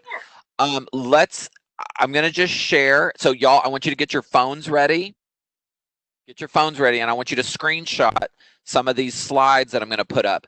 I just made a list of things you can do with your kids, right? Does not require a specific program, right? And I put these in order of you may have heard of Bloom's taxonomy, so sort of like depth of knowledge. So starting with very basic surface level, knowledge level things. Please take a picture right now, y'all, of this PowerPoint slide here. Grab a picture of it. What are some simple activities that you could have kids do at home? Obviously, especially K2 teachers, parents are going to have to be involved. Okay, thank you. I saw that somebody just commented that they love it. Here's one for comprehension. Get your phones ready. Take a picture. Okay, these are things you could do as students are reading in their own books, or if they're getting books from the library or books from their own bookshelf. Could they be Wonders books? Yes, if you have if you have student accounts. Okay, I'm going to the next one. Are you ready? Here we go. Get your phones ready. Can you see we're going higher levels of thinking now? This is application level. Did that book remind you of anything? And y'all, these are generic. These aren't grade level specific. So you can sort of tweak the wording to make them a little more simple or more difficult depending on your grade level. Don't do them all. Don't try to do them all. Choose one or two. Okay. These are great ways to differentiate as well, right? Knowledge level is easier than application level. Okay, are you ready for the next one? Here's analysis. So now we're sort of at really high DOK level 4. This is maybe for my more gifted students, or if I want to give a challenge. When did the story take place? Use a graphic organizer to compare the book's time period. Right? Really allowing students to have voice and choice. That's another thing that I'm hearing from a lot of teachers in the United States. They're doing what they call choice boards, where they sort of have a menu of things that students can work on during the week. And then maybe on Friday, the student has to present something that they've worked on. And then last one, get your phones ready. Take a picture of this. You have something. Yeah, it's lovely for differentiated learning. You're right. I just saw that comment pop up. Create a storyboard. Ooh, for a sequel of your book. Choose a character, rewrite a scene. So what's great about these is that they're all literacy activities connected to reading a book, and it also often involves being creative, creating a product. And what's our mantra? If we read about it, we write about it. And, encourage your kiddos to have a journal. Kindergarten, if you're dealing with kindergarten, tell mom and dad to put up, get a big sheet of paper and just write the ABCs and have kids finger trace A, B, and then maybe they make an ABC book by finding things around the house or outside of the home. G is for grass. We have green grass in our yard. B is for box. We have a box in our living room, and the kid could, B for box, and they could draw a picture of a box.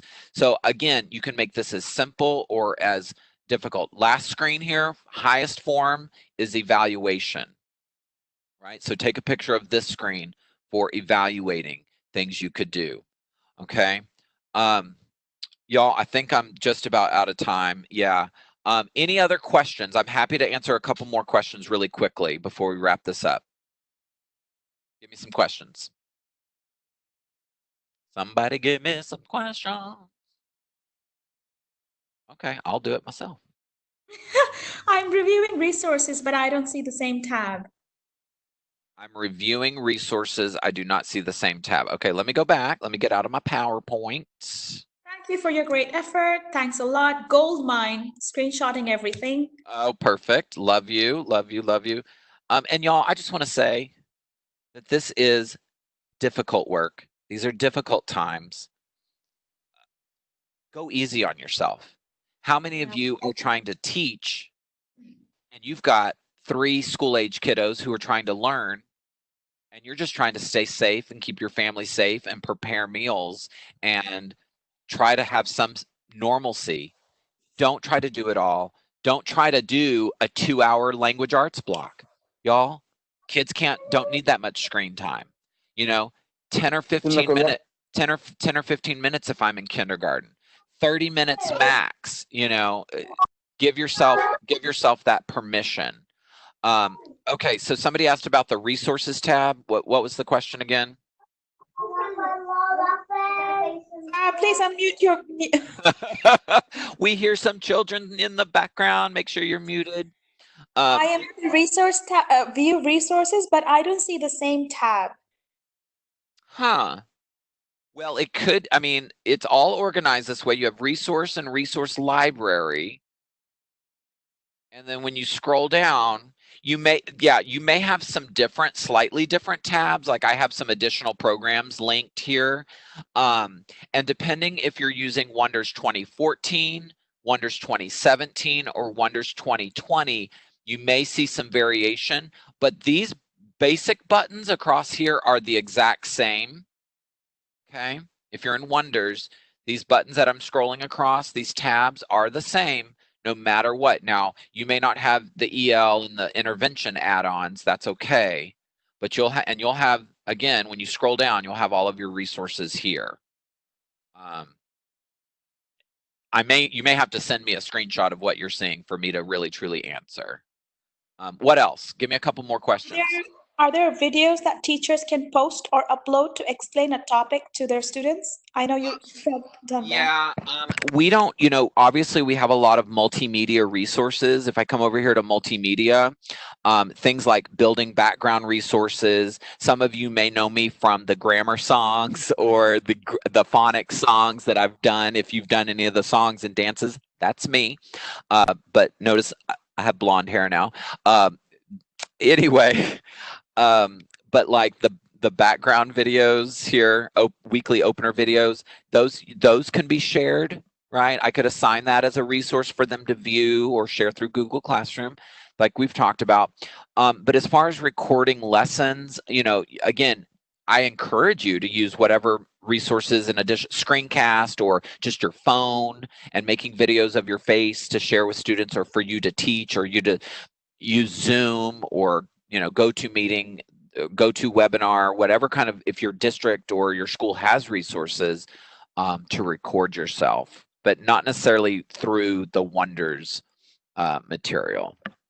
Thanks, Brandon. Is it okay if you can go over the free resources again? A couple of people want to know that. Absolutely. Okay, so I'm going to go to www.mheducation.com.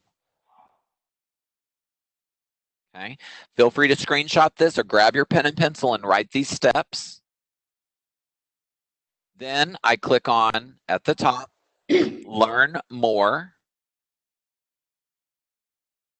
Second click is clicking on this pre-K-12 support. And right here at top, underneath where it says response to COVID-19, I went to the at-home learning for all. I'm going slow so people have time to write, or people have time to take a picture or make a screenshot. I'm here, I'm going to click on at-home learning for all. I select free resources, but I encourage you to look in some of these other boxes as well, right? Sort of explore the website. So I'm going to go to free resources.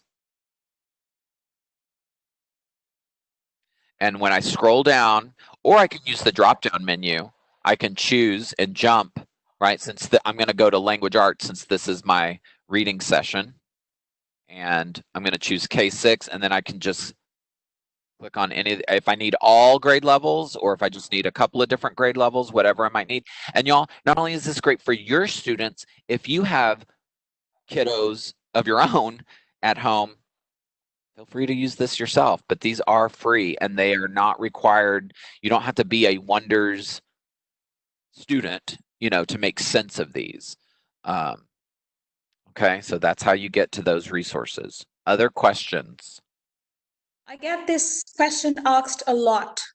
Brandon, what are the core components or must components in Reading Wonders?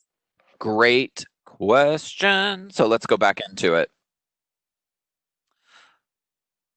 Okay.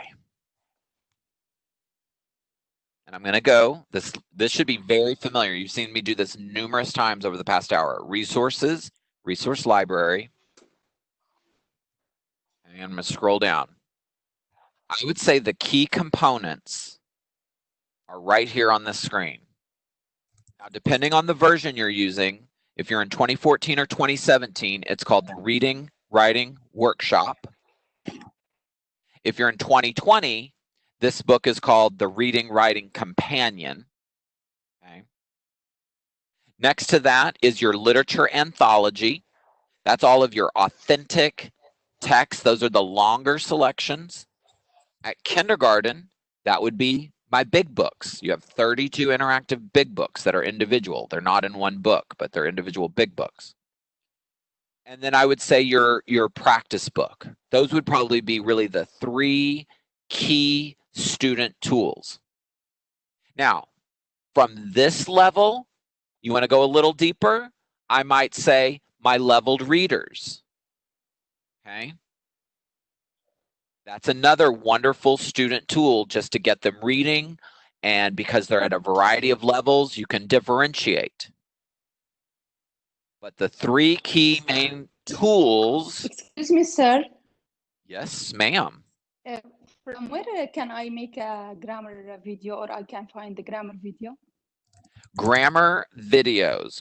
Well, there's not really, I guess, a grammar video. What we do have are grammar games. So if you notice here on I'm in my resource library under interactive games and activities, there are a grammar and grammar mechanics.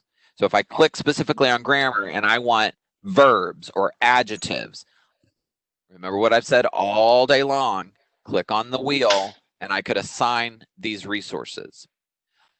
As far as a video, if I come back to all categories and I go to multimedia, there are grammar, these are dances, these are songs and dances that your kids could do along with me to sing about certain aspects of grammar. And so that is actually like a video, but it's more of just a song. It's just a for fun kind of thing. And y'all, there is nothing wrong with giving your kids some fun things to do, right? I know a lot of people use some of these grammar songs and grammar as well as like kindergarten and first grade, your phonics songs, just to get them up and moving, get a little exercise, you know, so that's good. So hopefully that answers your question. Any other questions coming in through the chat box or through Q&A? Thanks, Brandon. You have a few on your chat box and privately. And we're running out of time, yes. There is one which asks unit projects, question mark. Unit projects, yes. So check this out. Under research, under writing and research, there are research inquiry activities with every single unit. So how did I get there? Writing and research, research and inquiry. And this happens to be the unit 6, because remember I'm in unit 6. This is the one, it's called Research a Traditional Festival. And I can actually, with one click, assign this, right, to my students. And look at that. What I love about that is it puts all the directions and everything in the box for me.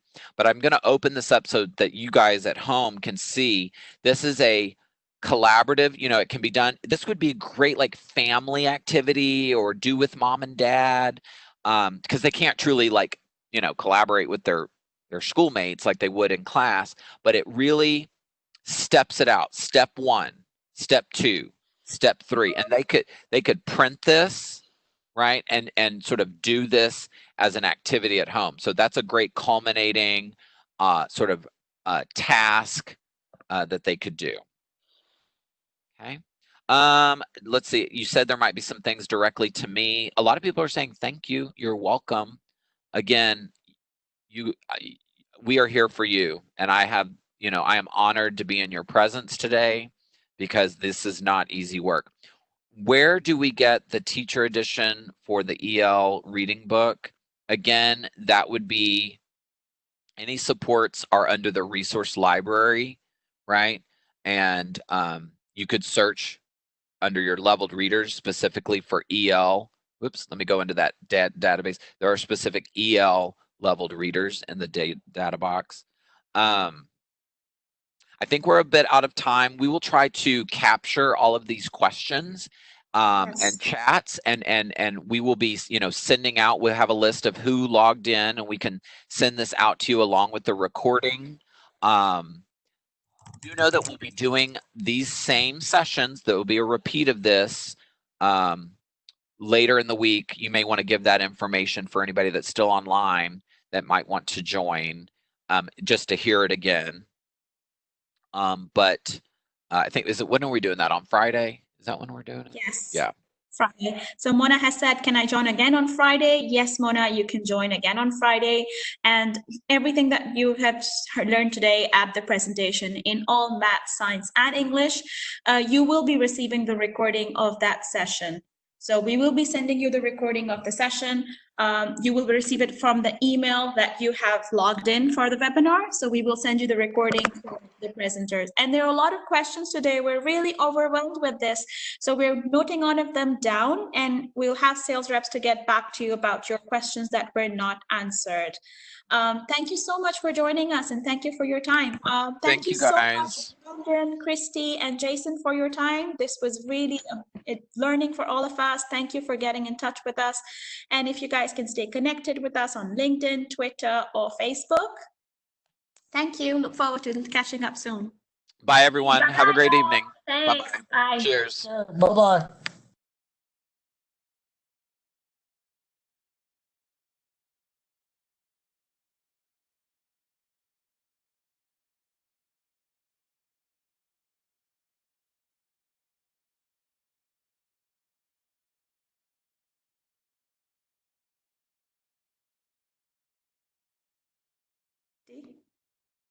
Can you guys hear?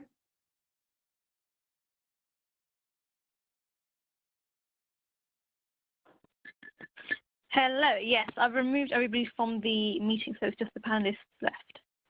Yay! Thanks, Afsana. That's fine, but I think we've only got Jason left on the line. Oh, I'm about to get off, so I'll let you guys talk. we're going to have a debrief. That's what Brandon recommended. So Okay. yeah, but we've logged off now, so I don't know if he's logged back in again. Yeah. So let me drop an email to. Thank you, by the way, Jason. I really liked where you went on about the general tips and tricks for people who did not have any idea about how to take things online. They were really general, but they really, really helped them because they have no idea how to do this. That was really informative. Oh, good, good. Thank you for the feedback. Appreciate it. Yeah.